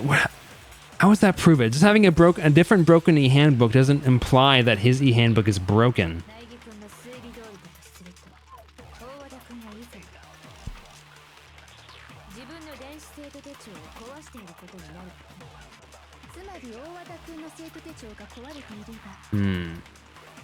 You generally dislike V3? Really? Okay.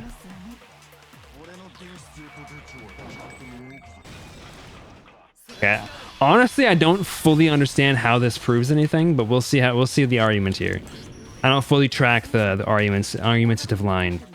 Mondo, the handbook you have right now, is it really yours? Oh, I get it. I get it. He switched his handbook out with Leon's. Ah. I get it now. Okay, I was not processing that.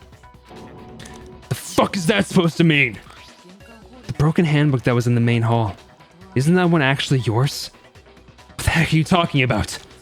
What I mean is, I think Mondo swapped his handbook out for one that actually works. I think he took Leon's handbook and replaced it with his own. After all, Monokuma said himself that Leon's handbook never should have broken. That's right. The punishment is suffered. It wasn't nearly enough to destroy it.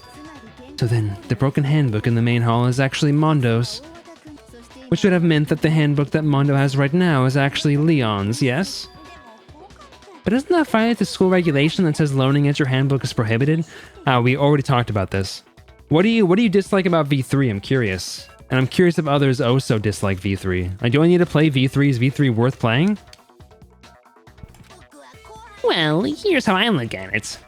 There's a rule about loaning your handbook to another student, but if they're dead, they're not a student. It's kind of a gray area, I admit, but no worries. If anything, it just makes things more interesting. As such, I decree that exchanging handbooks with a corpse is not a violation of the rules. How could I even ask if it is worth playing? Because Josh just said they dislike it. I don't know, I haven't asked you guys about it. Well, Monzo, if I'm wrong about this, you're welcome to say so. I'm going to spoiler territory? Okay. Interesting. Okay. I'll check it out. It's the longest of the three. So, I mean, I guess I'll see how I enjoy it. I'm happy to admit I made a mistake, but... Son of a bitch! What's wrong, bro? Come on! Tell him he's wrong! You are wrong! You have to be wrong! Everything you just said is wrong. You've made it all up. If I didn't play it, you would scream and cry? Okay, well. Okay, then why don't we take a look back at this case one more time from the beginning? That way, everything will become clear and we'll all see if I was right or wrong. Closing? We didn't even do the beat thing this time. Alright, so Chihiro comes in here. She gets her clothes. Celeste sees her. Oh, I'm so sad that she died, bro. And she's got the stuff in her duffel bag, which she points out. She runs and then goes to the locker room.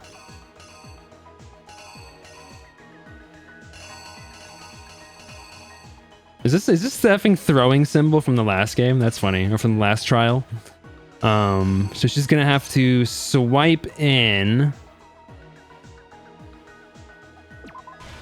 She goes to the boys' locker room door. And then she swipes in. Mondo's already in there waiting for her.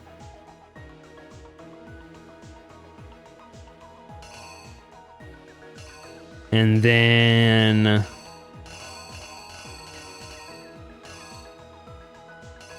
the art style of this is... I love these like closing ceremony things a lot. They're pretty sweet.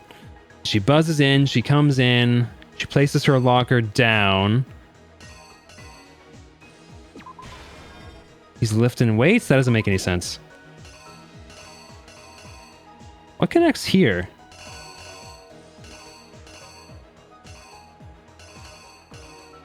I'm gonna come back to that. Smashes that. Kills her. The blood gets on the poster, and when that happens, drops the dumbbell on the floor.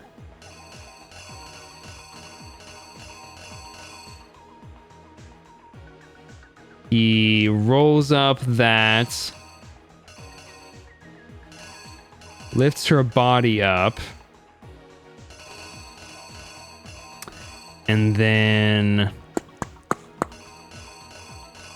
Oh, you did, really? He rolls it up, and then he peels off the poster, he picks up the body. He then goes to the girls' locker room. Swipes in.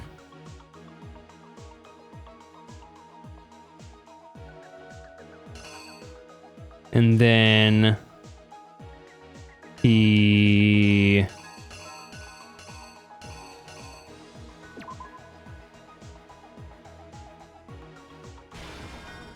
that goes in there somewhere. That has to go in there somewhere. Yeah, he comes in there.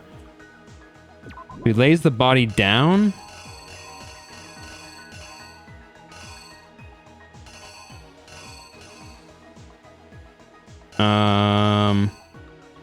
He goes in. Eh? I'm gonna come back to that one too. Oh, that's right. I forgot. He's not the one who freaking did it. That's right. He leaves. Okay, that's right. That's right. And so then... but what happens here?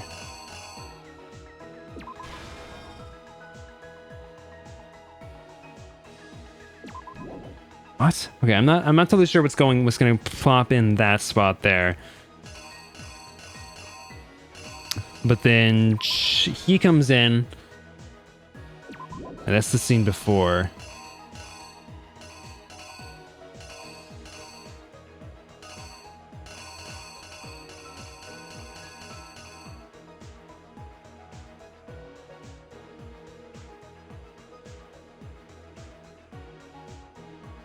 Okay, no, so this doesn't happen back here. Because he doesn't care about the poster.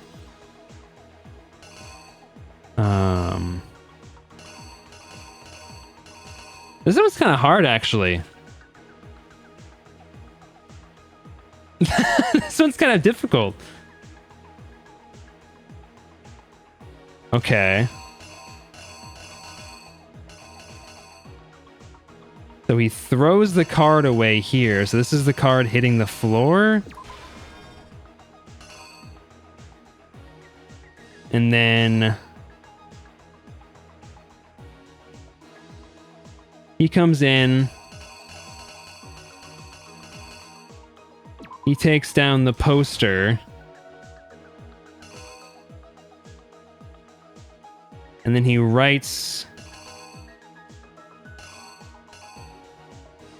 No, he would be putting up the poster? This one's hard, man. This one's difficult. This is like a lot of like... He puts up the poster, right? He comes in there, he finds it. He brings her to the other room, binds her. And then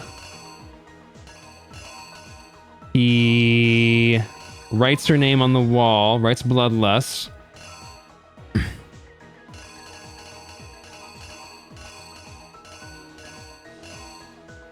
And then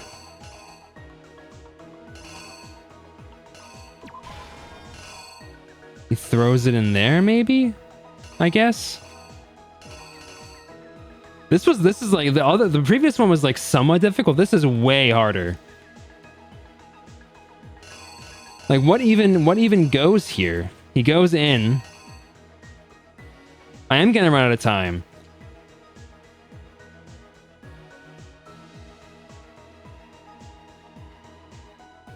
What happens if I run out of time? Hold on. What happens if I run out of time? I don't have to do the whole trial again, right?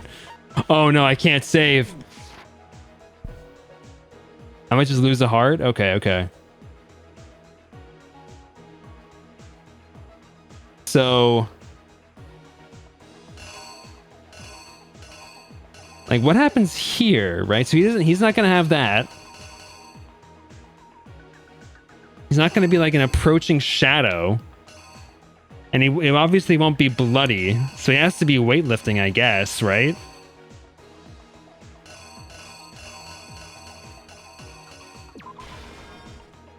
And so he has the health. He smashes her head in. And she falls. I don't know what's supposed to go here, though.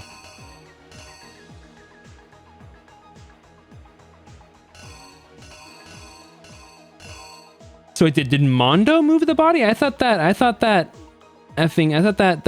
Byakuya moved the body. So he's just the one who hung it up in the girls' locker room?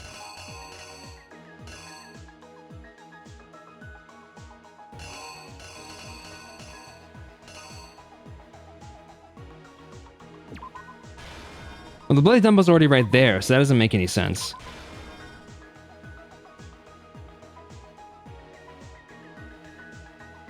This one is so hard, dude. What the freak?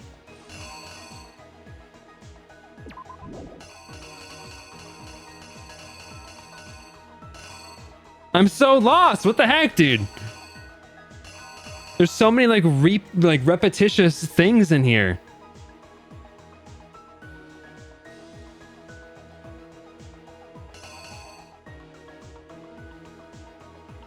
I might be missing some. That's true. That's true. But what would go here? Because her hands are already tied. Oh, he's just leaving. Okay, he just leaves. He just leaves. Okay, that's what goes there.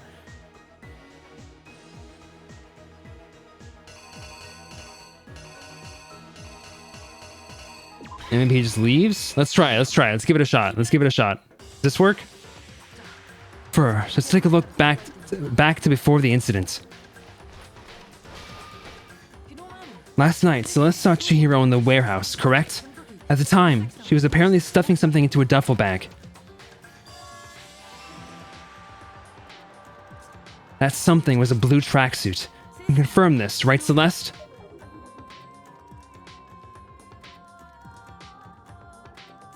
With bag in hand, Chihiro headed out, even though it was officially nighttime. She made her way to the locker room, specifically the boys' locker room. But how could the victim, who was apparently a girl, access the boys' locker room? No, I didn't lay out my reasoning right. I need to rearrange the events of the case. What?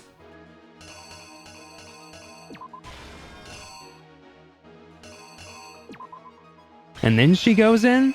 Maybe? Is that it?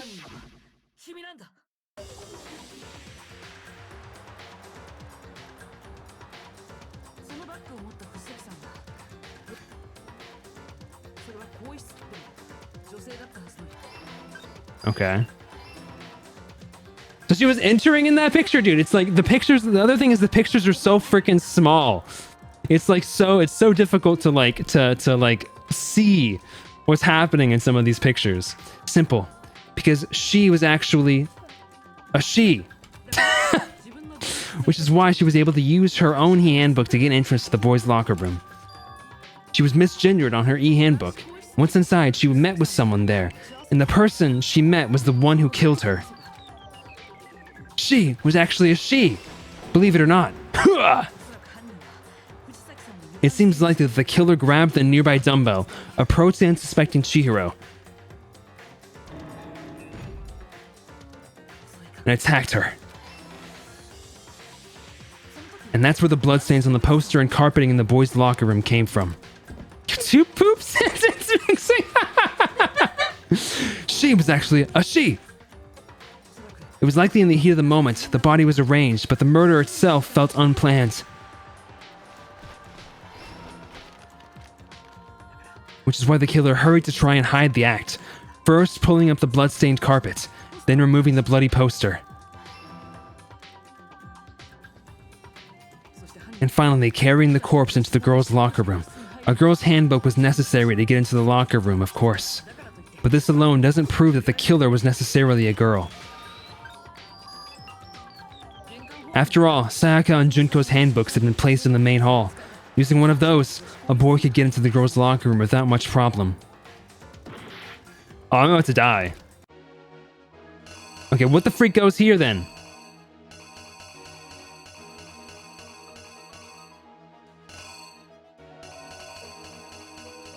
Putting up the poster, I guess.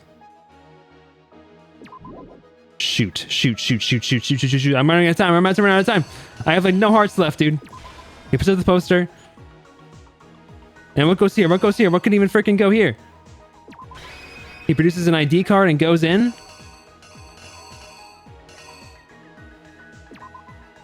Or maybe he like has this in hand. I think that's it. He has that in hand. Yeah. After all, Sayaka and Junko's handbooks had been placed in the main hall. Using one of those, a boy could get into the girls' locker room without much problem. Oh my god! Oh, gimme! Okay, so back before Mike started streaming again, like a few months back, I ended up rewatching his Super Mario RPG Let's Play. And there was this effing meme, like 6-year-old meme that I started saying again all the time. And it was that effing like pepper. The fucking like pepper Tumblr post. Oh, give me a break. Oh.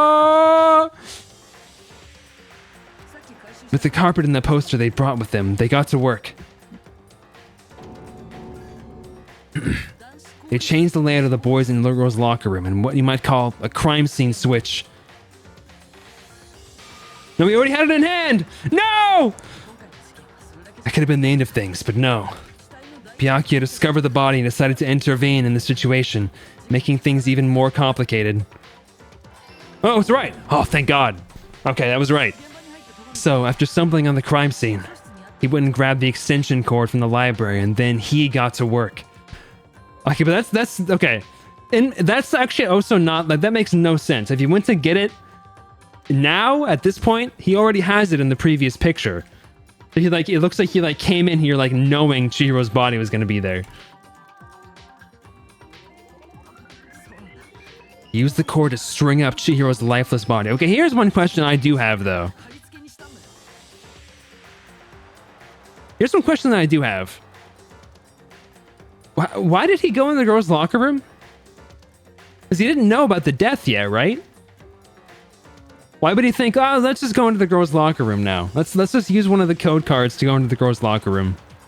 That sounds fun. Because there's no with what Chihiro did, or with what Mondo did with the body, there wouldn't have been any evidence in the boys' locker room unless he was aware of like stuff. Unless he was aware of stuff being swapped. But isn't every room like super soundproof though? He used the cord to string up Chihiro's lifeless body. String himself up BDSM style. Then, using the victim's own blood, he left a grisly message there at the crime scene. He wanted to create the illusion that Genocide Jack was responsible for the slaughter. No, no, no, no, no, no, no. I'm cooked. I'm cooked. I'm cooked. Oh gosh. Oh gosh. Oh gosh. Oh gosh. It's got to be this then.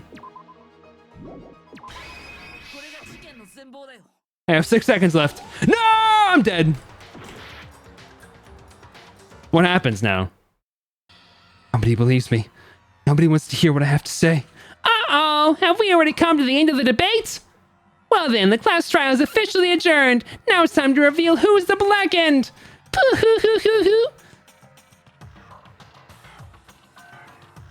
It would appear that the one with the most votes is Makoto. Okay, why would they accuse me though?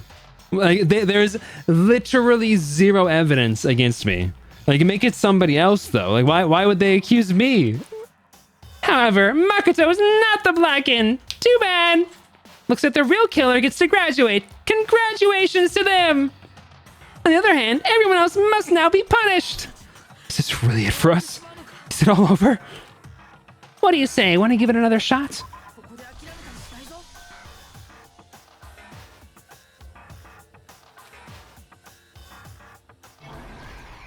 Okay, losing isn't even that bad. Yeah, exactly. There's like, well, I mean, Mako didn't get the reasoning right, so I guess let's just kill him, right? Alright, goes into the boys' locker room. Bro is lifting, bro's chugging weights. And then blood splatters onto the poster.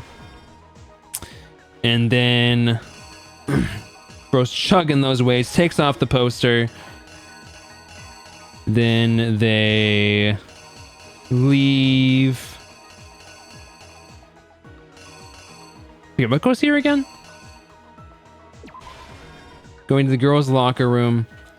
And they swipe in.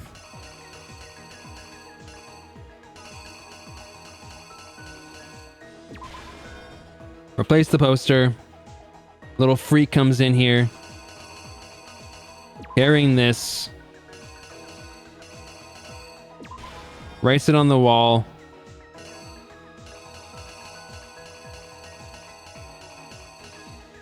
And then I guess this, whatever this means. This is the spa, right? Oh, okay, wait, okay, I get it now. This is why this was confusing to me. It's like it splits here. It's no longer Byakuya, it's a Mondo. Mondo goes here and throws it into the sauna. Okay, that's what was confusing me. The fact that it was 2 people made this a lot more confusing, I think.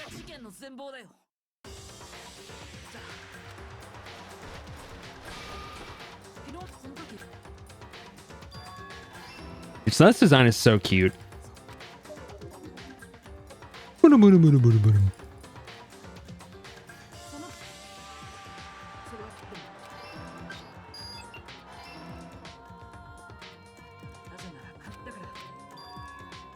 Cause she really is a she.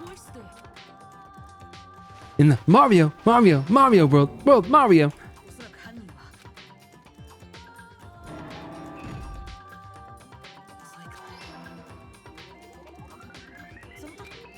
Can somebody turn one of my streams into a YouTube poop?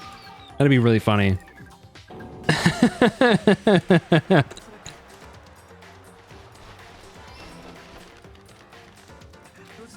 You could like use like oh my god's bloom in there, even though it's not on stream. Bloom, bloom, bloom. Oh my, bloom. We're on the same fucking wavelength.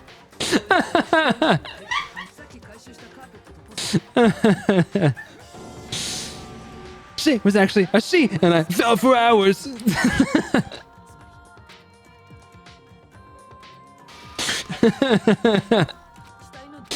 Holy crap, dude. Oh, man. All right, did that. Sweating? Good. What I want to hear on my stream, bro. Genocidal Jack. And around the same time that Byakuya was putting together this facade, the killer, having already disposed of Chihiro's bag and other belongings, arrived at the sauna. There, they planned to destroy the last piece of evidence, Chihiro's handbook.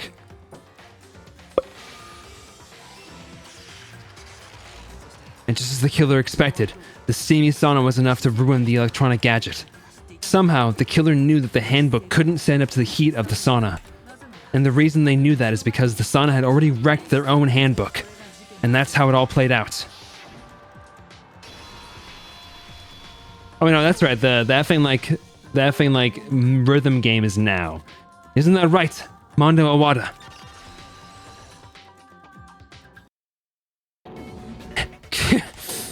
Wait, no, this can't be right. Where's your evidence? Yeah, where's your evidence? You need evidence. You need proof. Without any proof, you can't pin any of this on him. He was like, there's no way he's like this defensive of this guy unless they're like gay. Evidence that Mondo was the killer that already revealed itself earlier in the trial. All they have to do is check that one item of his and everything will become clear. The bullet time battles. Would you like to hear more? We're just good friends, bro. It's just his bro, yeah. Let's talk a little bit about fever time and nega time.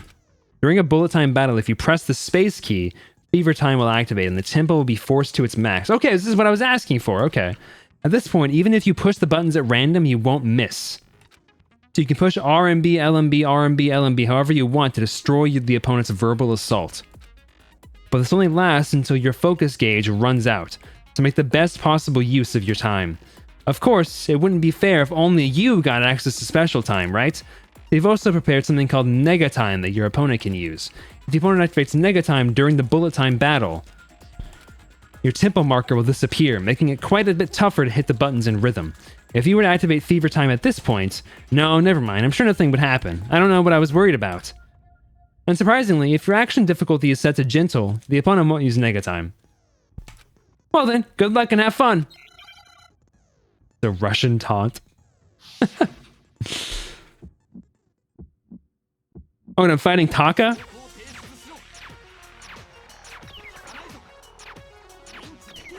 I figure, how do I do this again? I have to log on, that's right.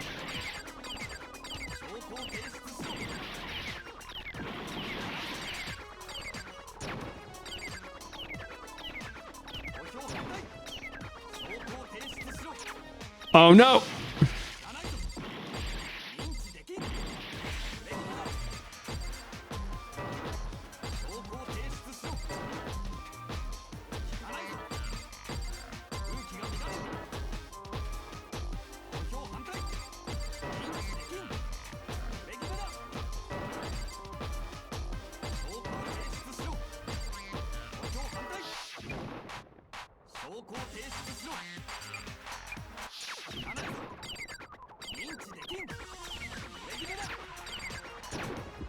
Sheesh! Get wrecked, bro. I don't need proof. You can't put any of this onto him.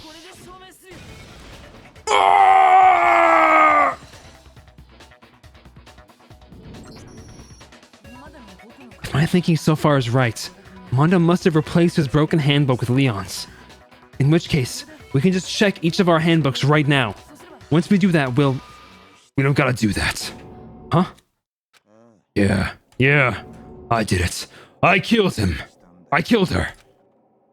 I mean, sorry, I didn't mean to be transphobic there. I'm gonna get like a freaking F, dude. Oh, hey, it's not bad actually. It's pretty good. 98 medals, dude. Let's go. Bro, what are you saying? I got no choice, man. After hearing all that, gotta just give up. Go ahead, Monokuma. Get it over with. As for the gosh damned verdict. Roger that! Wait, hold on! No waiting, no holding on! Time for the moment we've all been waiting for. Grab your lever and give it a yank! Who will you elect to possess the Blacken this time around? Will you make the right choice, or the dreadfully wrong one? What's it gonna be? What's it gonna be? This execution is so stupid. Really. This is the best one. I love the differing opinions on stuff like this. It's one of my favorite things when streaming, is when people are just like diametrically opposed to one another. Uh-oh, this time it looks like you got it right again. Yes, it is so. The Blacken that killed Chihiro Fujisaki was Manowara! Diametrically opposed. Foes? In case you're wondering, the vote was not unanimous. Kiyotaka chose the wrong answer. You're treading very close to the danger zone, Mr. Ishimaru. You need to be more careful. I refuse to believe it. There's no way. No way he would kill someone. Sorry. Why are you apologizing? Why? Why? Why? Why? Why? Why? Why? Why? Why? Why did you do it? Well, it looks like Mono's taken a vow of silence, so allow me to explain on his behalf. The story of the murder this time is a sad story of two men. Oh, but for anyone who doesn't really want to hear it, you can hit the control key to fast forward the text. Anyway, there was once a young boy, and his name was Chihiro Fujisaki. He had an extreme inferiority complex regarding his own lack of strength. You're so weak, even though you're a boy. He'd heard things like that as long as he could remember, and he couldn't overcome his weakness. I'm using he because this is the past, so. On the contrary, he tried to hide and bury himself further and further into that weakness, to take on the fragile form of a petite young girl. He had chosen that as his way out. Now, nobody will ask, will be able to say anything about even though you're a boy. But no matter how tightly she wrapped himself up in that shell, the inferiority complex had already taken root deep inside of her, and was not so easily weeded out. As it turned out, the shell was completely empty! The complex didn't disappear. Instead, it only grew stronger and stronger. I'm weak. Weak, weak, weak, weak, weak, weak, weak. Once the killing game had begun here at the school, she had no choice but to accept this fact. Yeah, very nuanced views for sure, yeah. After all, this world is survival of the fittest. If you're not strong, you don't survive. And then the lovely and hateful Monokuma announced the revealing of the embarrassing secrets. To be fair, I would say that a lot of America is not much better. Unfortunately, I mean, not a lot, but a good chunk of America is not much better. Well, I feel like we just don't even explore, like even try to explore stories with like gender identity stuff very often. It's kind of like shunned to that degree. Like they at least explore it in a lot of Japanese media. They just don't often explore it very well. But there's something to be said about like even bad representation sometimes. There's some like, you know, sociological stuff you can get out of even like bad representation as well. And the lovely and hateful Monokuma announced the revealing of the embarrassing secrets, which of course included Chihiro's embarrassing secret, which I was more than willing to divulge. Even though she dresses like a girl, Chihiro is actually still a girl. I'm not transphobic, so I mean, I would never do that. No, I'm just kidding. I'm pretty evil, so I'll say this because it's transphobic. Even though he dresses like a girl, Chihiro is actually a boy. And that was something Chihiro couldn't let anyone find out, no matter the cost.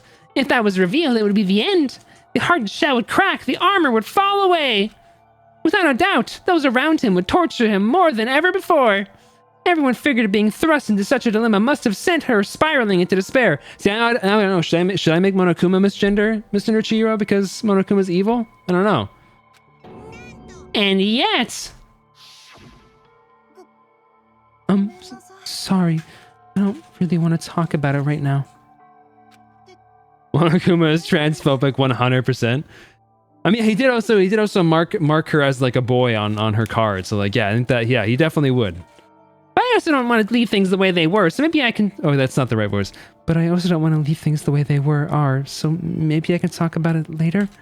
After I try my best to become strong, then I can tell everyone. I love Chihiro so much, dude. Annoyingly, he used the threat of discovery to motivate himself to become stronger. It's my chance.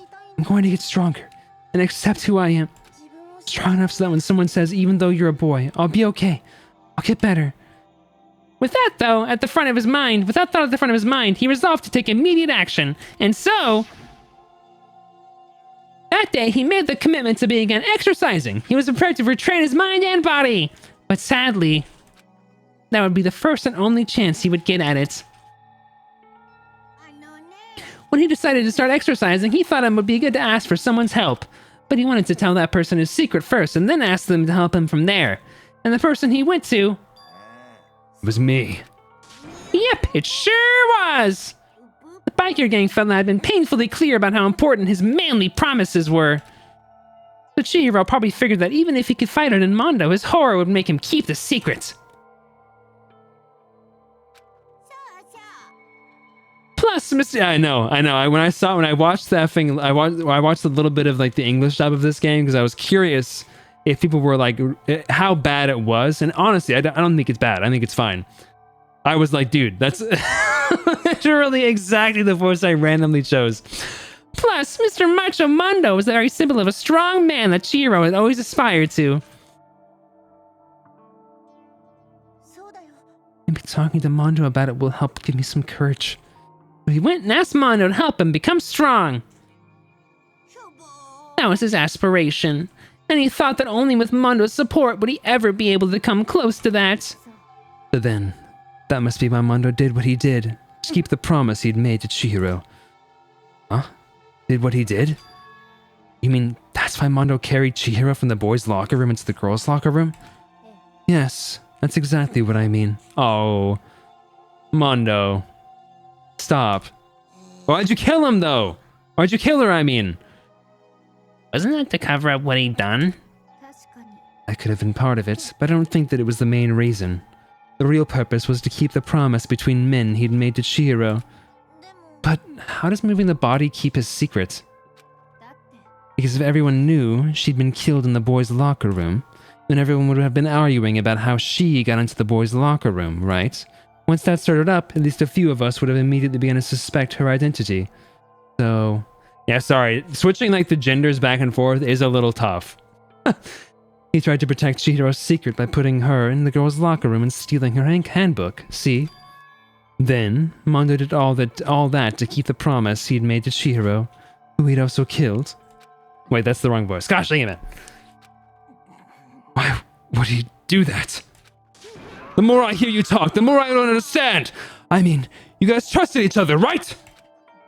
So why? Why did you? 'Cause no matter what, I didn't want anyone to know.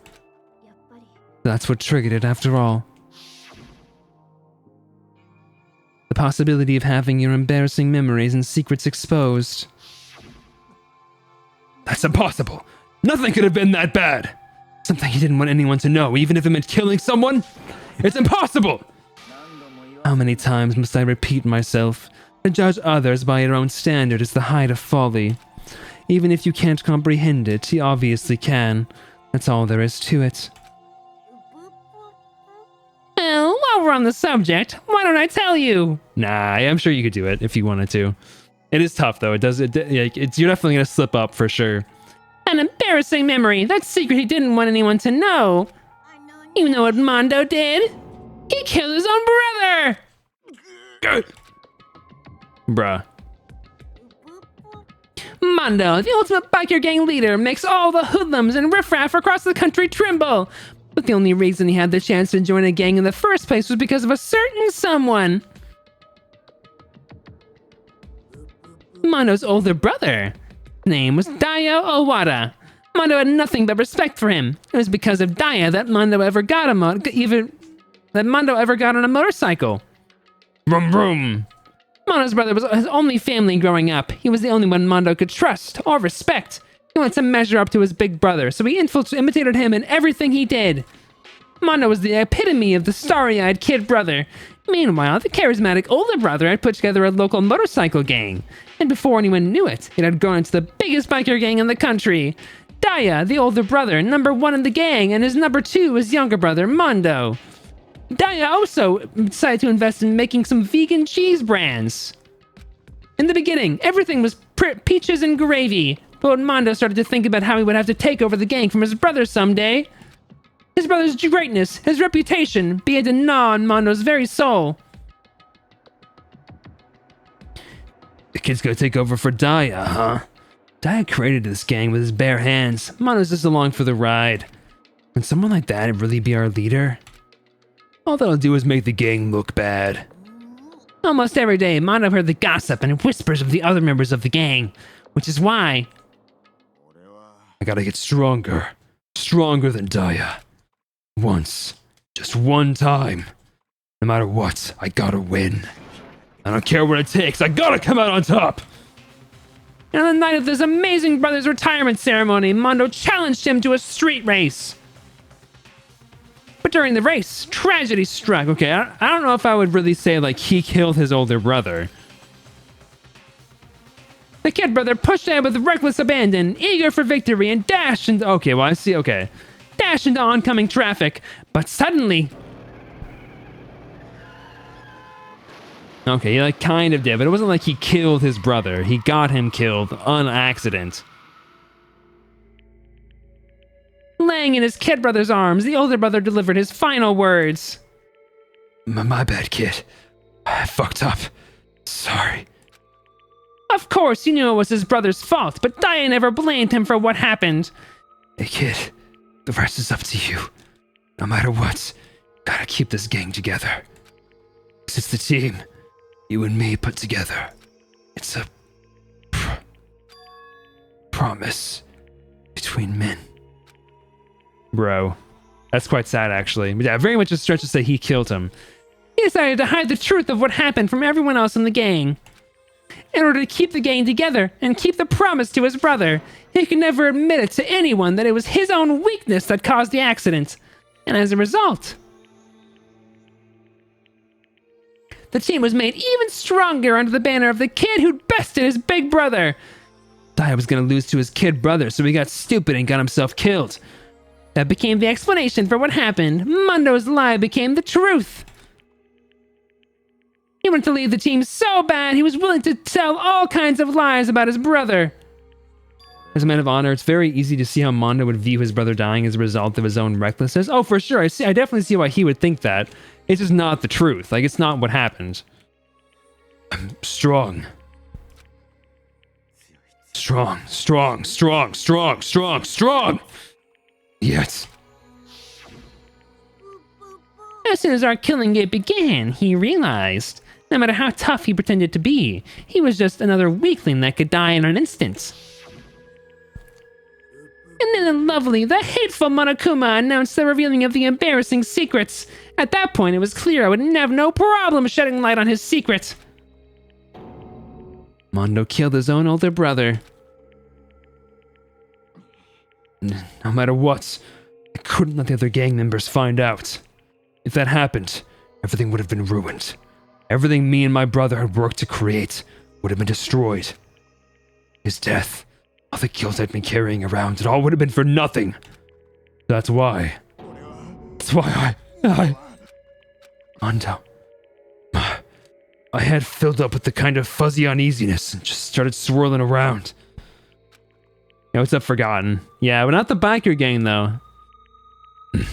Never felt anything like it before. I didn't know what to do about it. I wasn't sure what to think or say, but after a while, that fuzzy uneasiness turned itself into a rock-hard lump of anxiety way down in my stomach. And it was right around then that Chihiro asked me to start working out with her. And right there, she told me a secret. Seriously? Jesus. Yeah. Sorry I lied to you. But why? Why now? Why are you telling me this all of a sudden? Huh? Because, I mean, you've kept that secret all this time, right? If anyone found out, you would... You're right, but... I want to change. I wrapped myself in lies. I'm weak. I want to destroy that version of me forever. Her words were like a knife in my gut. I felt like she was exposing the lie I'd been living myself. I have to change. I don't want to be weak anymore. You're so strong. It can't hurt you, right? whatever secret Monokuma might tell us. So what? You're saying I should just say it? You're saying if I really am, I should be able to tell everyone my secret? Huh? I was jealous. I was jealous of Chihiro's strength. She had the strength to face her own weakness, to try and overcome it. It was the kind of strength I'd never had. So I was jealous of her. And that jealousy broke me. Yeah, I think gender fluid might be more accurate. I don't think that she's definitely like the non-binary camp, I would say.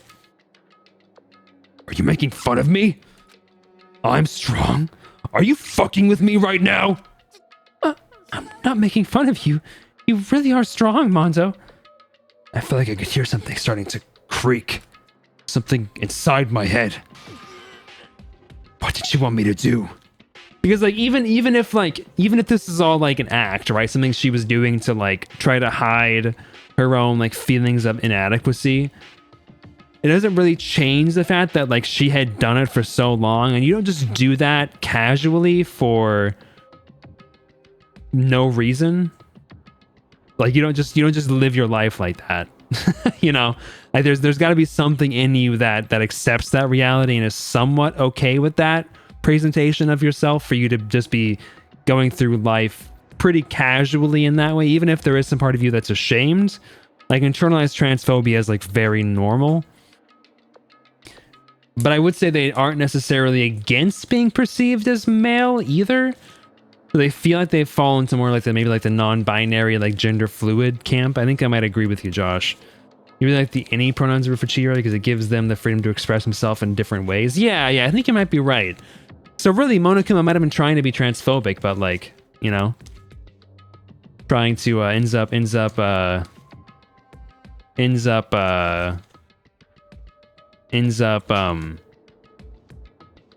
being transphobic. That's what I was trying to say.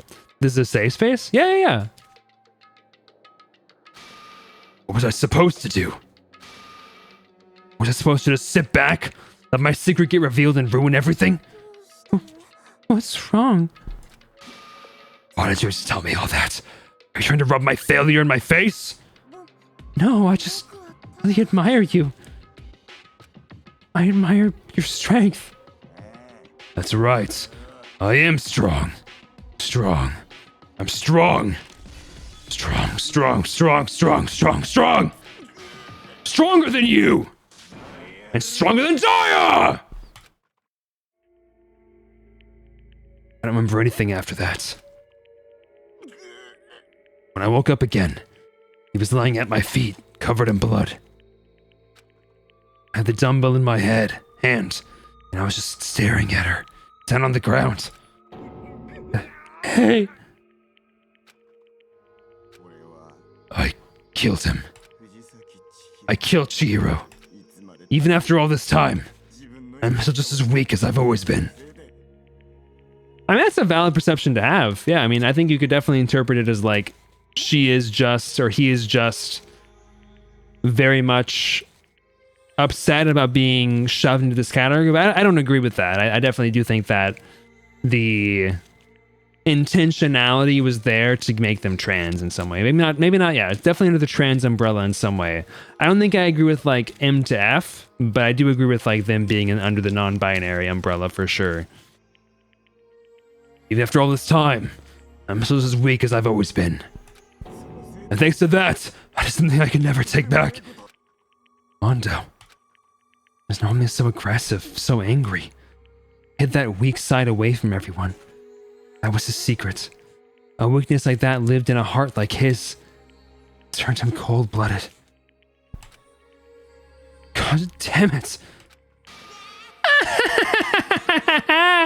Look at him! You see, you're all just like him!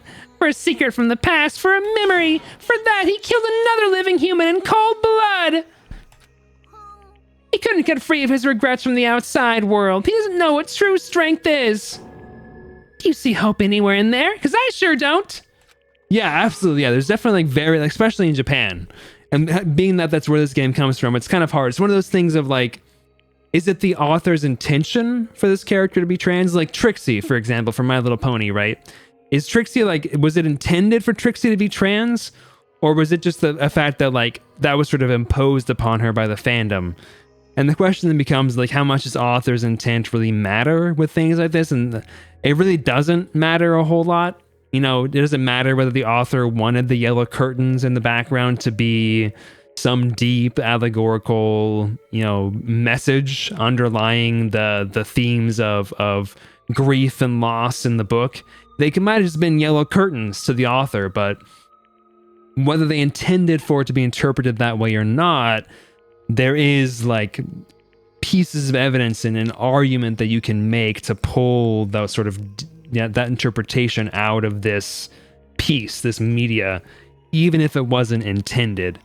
Now, I don't know if it was intended for her to be perceived as trans or to not, but I definitely get that vibe. That's how I kind of read the character, but I think it's totally valid to read it in a different way. And I know that you're not transphobic when you're saying that, Brendan. So like, yeah, no, I don't think anyone here thinks you're being phobic or anything for not agreeing with that perception of it. I don't agree with that, but like, I don't think there's anything wrong with that perception. You bastard. Just shut up, you son of a bitch. Go ahead. Say that again. I dare you. Okay, I'll say it as many times as I want, is what I want to say, but unfortunately I can't do that right now because the time for punishing is fast approaching. Punishing? You mean execution? That's what I promised you, right? The Blackened that disturbs the peace will be punished. Hold on. Now then, I prepared a very special punishment for Mondo Awada, the ultimate biker gang leader. Like, you can say a very similar thing as well about like Taka and Mondo. Like, was it intended for them to be gay? Probably not. It probably wasn't, right? Like, it's probably was not meant for them to be gay, but like it has so much, it's so flagged. Whether it was intentional or not, it's like there's a lot of like, you can pull a lot of stuff from the behavior there. The very sudden shift in behavior that they have for one another feels like it's weird. You can argue it's just like bros being bros or as best friends, but you could argue it is something different for sure. No, wait. Let's give it everything we've got. It's punishment time! I said, wait! Sorry, man. I couldn't keep the promise we made. One man to another. See, exactly, yeah. You can feel like it's more of a bromance, and that's also a totally valid perception. Mondo has been found guilty! Time for the punishment! Yeah, for real. Like, yeah, they explored each other's bodies in that sauna, bro. Once effing Makoto was gone, dude, they went ham.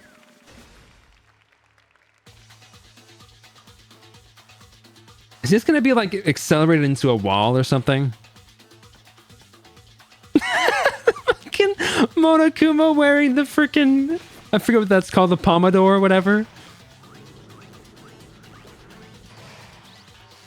Oh, it's something, all right. I was just gonna be like, is it gonna be like ran around in this over and over again until he dies or something?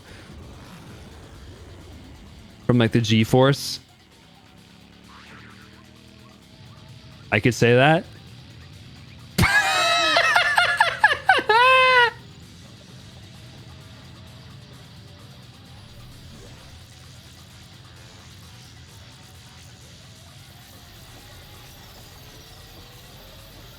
Okay, it looks pretty funny, but like this would honestly be god awful.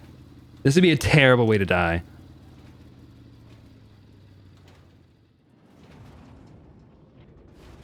Wait, what happened to him?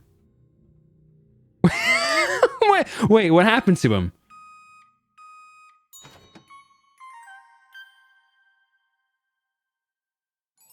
I don't think that's how the physics of this situation would work. I don't think he would become liquefied. I don't think he would become... Is that how that would work? I don't think that's how that would work. I don't think he would become liquefied.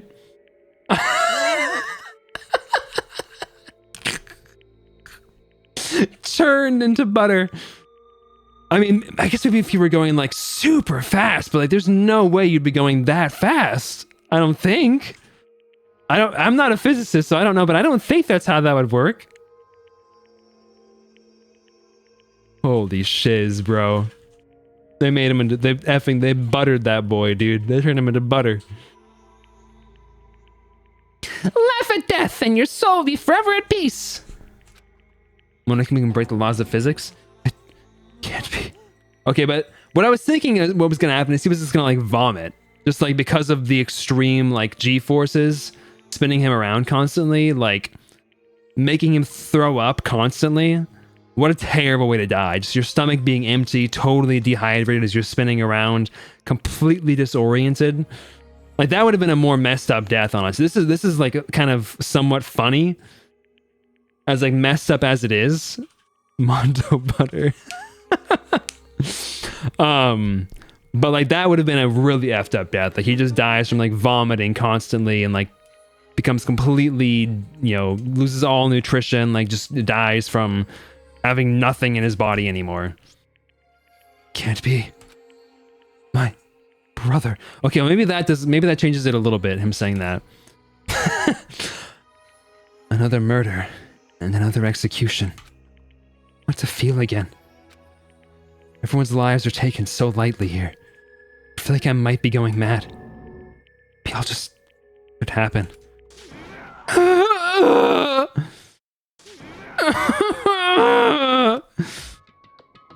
As Taka's sad screams invaded our skulls, we were each forced to realize once again.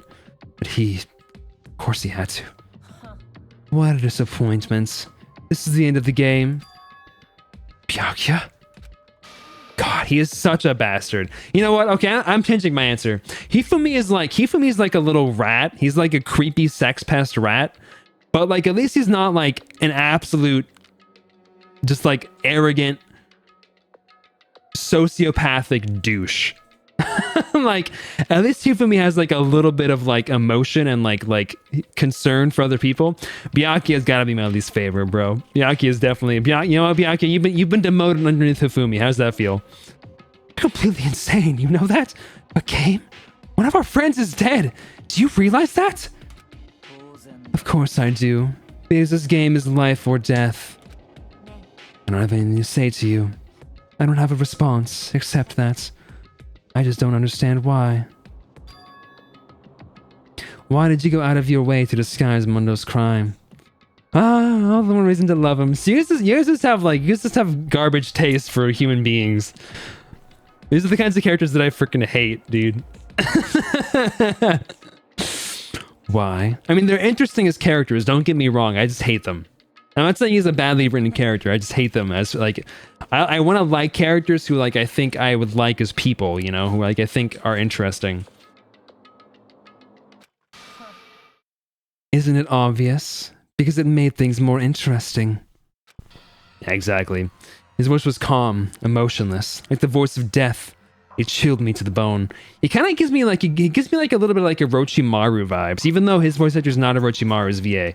But as a character, it gives me kind of like Orochimaru vibes, where like he's like trying to like manipulate things and like specifically do things just to see how things work. Like he's like chaotic evil. He just wants to like mess up things just for the sake of like, I don't know. I'm kind of curious to see how it'll work. You know, I want to see what happens if I move this body to a different room and like string it up and pretend that the murderer was Genocide Jack. I think that could be interesting. You know, Orochimaru, I want to see what happens if I give Sasuke my curse mark and you know, see what path that leads him down and see the way that he's corrupted slowly before I take his body. Last night, when the murder took place, I was in the library as usual. So you ignore the nighttime rule too. That rule never mattered to me. I don't recall agreeing to it. Well, I don't particularly care. Please continue. The night grew late, and I decided to return to my room, which is when I stumbled upon him. I spotted Mondo, so you weren't right, Chibi. You were wrong! I spotted Mondo coming in at the girls' locker room. After he'd gone, I looked inside and saw the corpse. What? You mean you actually witnessed the murder? He was such a fool. He didn't have the slightest idea that I'd seen him. Oh, well, yeah, but I thought you said that he knew about it because he heard it happening in the library. Which is not the case. He just came out and saw it happen. Oh, you're saying you knew who the culprit was from the very beginning? Indeed. But if that had been the end of it, how boring would that have been? I mean, what a waste of time to have the answer revealed right at the beginning. God, I fucking hate him so much. I hate him so much. Which is why I decided to lend a helping hand. I thought it would liven things up. Look at all that. To liven things up? Stopped hearing about Genocide Jack from Toko. You just... Love this guy. You decided to use that to create the fake murder scene. But damn, man. If we hadn't figured out who'd really done it, you would have been dead too, right? Well, obviously, I would have revealed the truth before it reached that point. Of course. Akia turned and looked me in the eye. I could feel his sharp eyes piercing into me. Thanks to a certain remarkable someone, it never did, and I was able to perform an interesting experiment. Once I do decide to become blackened, I now know who I'll have to watch out for. So that was your reason. Are you satisfied? Okay. I'm gonna call it. I think that, well, I really don't want Kyoko to die.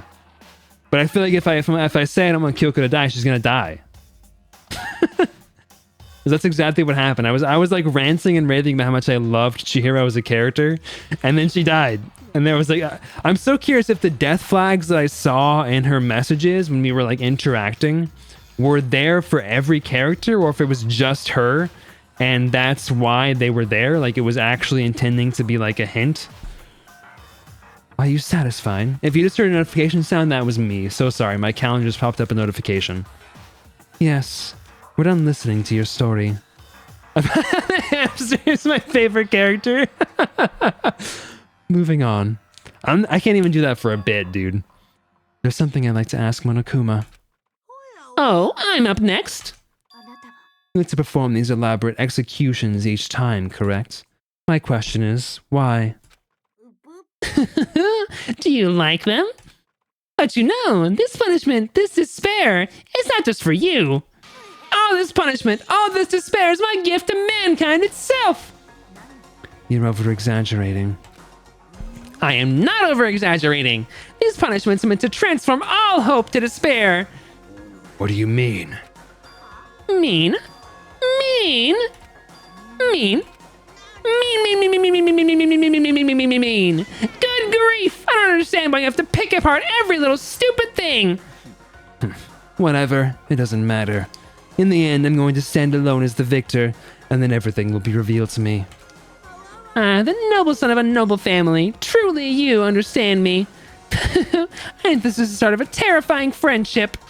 Shut up. I would never stoop to the level of a childish criminal like you. Let me just say this. After I have achieved complete victory, you're up next. I'm going to find you and kill you. Understand? In the name of the Togami family, for which victory is a foregone conclusion. Oh, so cool. It's like you're the main character of a video game or something. No trash mob for you. I swear, whatever it takes, I will kill you. Temper. Sounds like someone needs a nap. I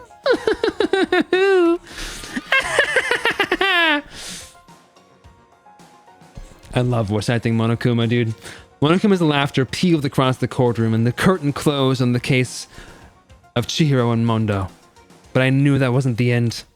The killing game would still continue, because the mastermind wouldn't let it end. For those of us who were still alive, our worst fear and despair kept on multiplying. It was the kind of despair that felt like a blind puppy in hell had more of a future than us. All of our courage, our effort, our friendship, it felt like it amounted to nothing at all. It was the worst kind of despair. What the freak? Well, anyway, like I was saying, this is a pretty good spot. Yeah, a really good spot. Anyway, isn't it amazing how that girl went and killed someone before things even had a chance to get boring? What? Once things really get moving, it'll be like a roller coaster. There won't be any stopping it.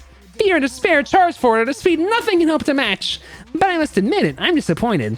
I went to all the pain and effort of making you part of the group and you couldn't play your part. Oh, so there's a mole. Okay, I should have seen this coming. You do remember you were supposed to make the first move, right? Well, no biggie. Nothing we can do about it now. Should just do your best to make things more exciting from now on, okay? After all, that's what everyone wants to see. There's one thing I'd like to ask you. As long as you don't want to know my measurements, fire away!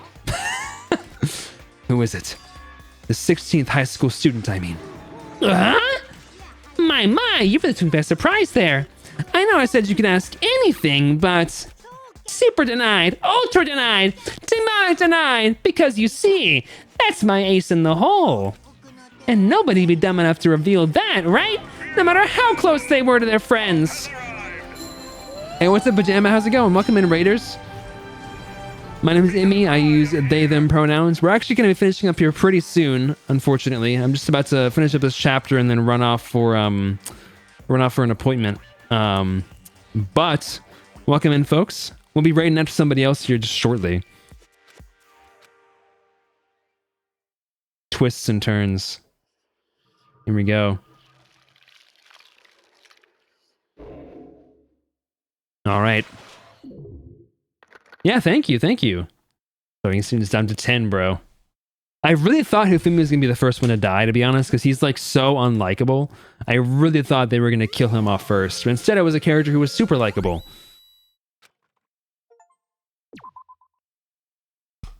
All right. Let's go ahead and save here. We save. Let's close that down here. Let's go to just chat in here and see if we got any art to show off. Rest in pieces, dude. Rest in pieces. Oh, this is so cute, dude. What the freak? Hold on. We got a cute picture here. Come on. Let's get this going here. Turok, no. Let's go here. Ba-bam. Ba-boom. Look at that, dude. That is so stinking cute, my darling. That's beautiful. Love the colors on this. Beautiful expressions. Awesome poses. Love the clothing on this. Super cute design. There's such an adorable expression on this. Love the line work here. The little wings are so cute. The expressions are just killing me. Such cute expressions, and the poses too. The little arms, like the little like T-Rex arms. Super adorable. Super adorable.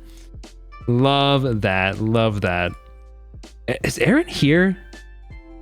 I want to show off these fusions, but I don't know if she wants me to show them off or not.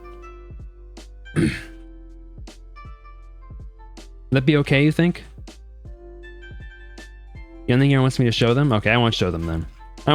Never mind. I'll just keep this amazing art to myself. I'll hide it away. I'll keep it up until she's all done. Okay. I won't do it then. Okay. That's when somebody to rate here real quick. Thank you all for coming by. I know we had some new folks stop by. It was really cool seeing you, Josh. Hopefully you can swing by for more stuff. I don't normally stream at this time. This was an earlier day. Usually I stream more in the realm of like 7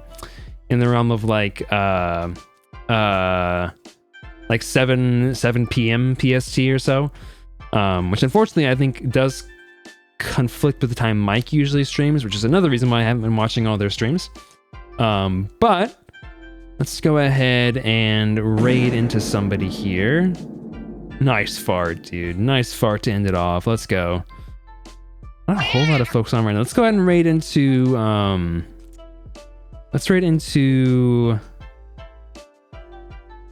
Vegan Kung Fu. Their stream is just starting here. Looks like they're gonna be doing some they're doing some food and drink stuff, which might be fun to watch. Let's go ahead and raid here. They're part of my stream team as well, the Stream Beans. Let's go ahead and raid into them, folks. Thank you for being here. Thank you for hanging out. I'll let you know, Josh, when I'm playing Danganronpa 2, so you can swing by for those ones. I'll let you know about Dingle Grandpa 2. Thank you for being here, folks. Thank you for hanging out. I'll be streaming at normal time tomorrow, so around 7 we'll be playing some more Hello Charlotte. Getting through those games. So thank you for being here, folks. Thank you for hanging out. I will catch you all again tomorrow. Have a nice rest of your day, guys. Bye bye.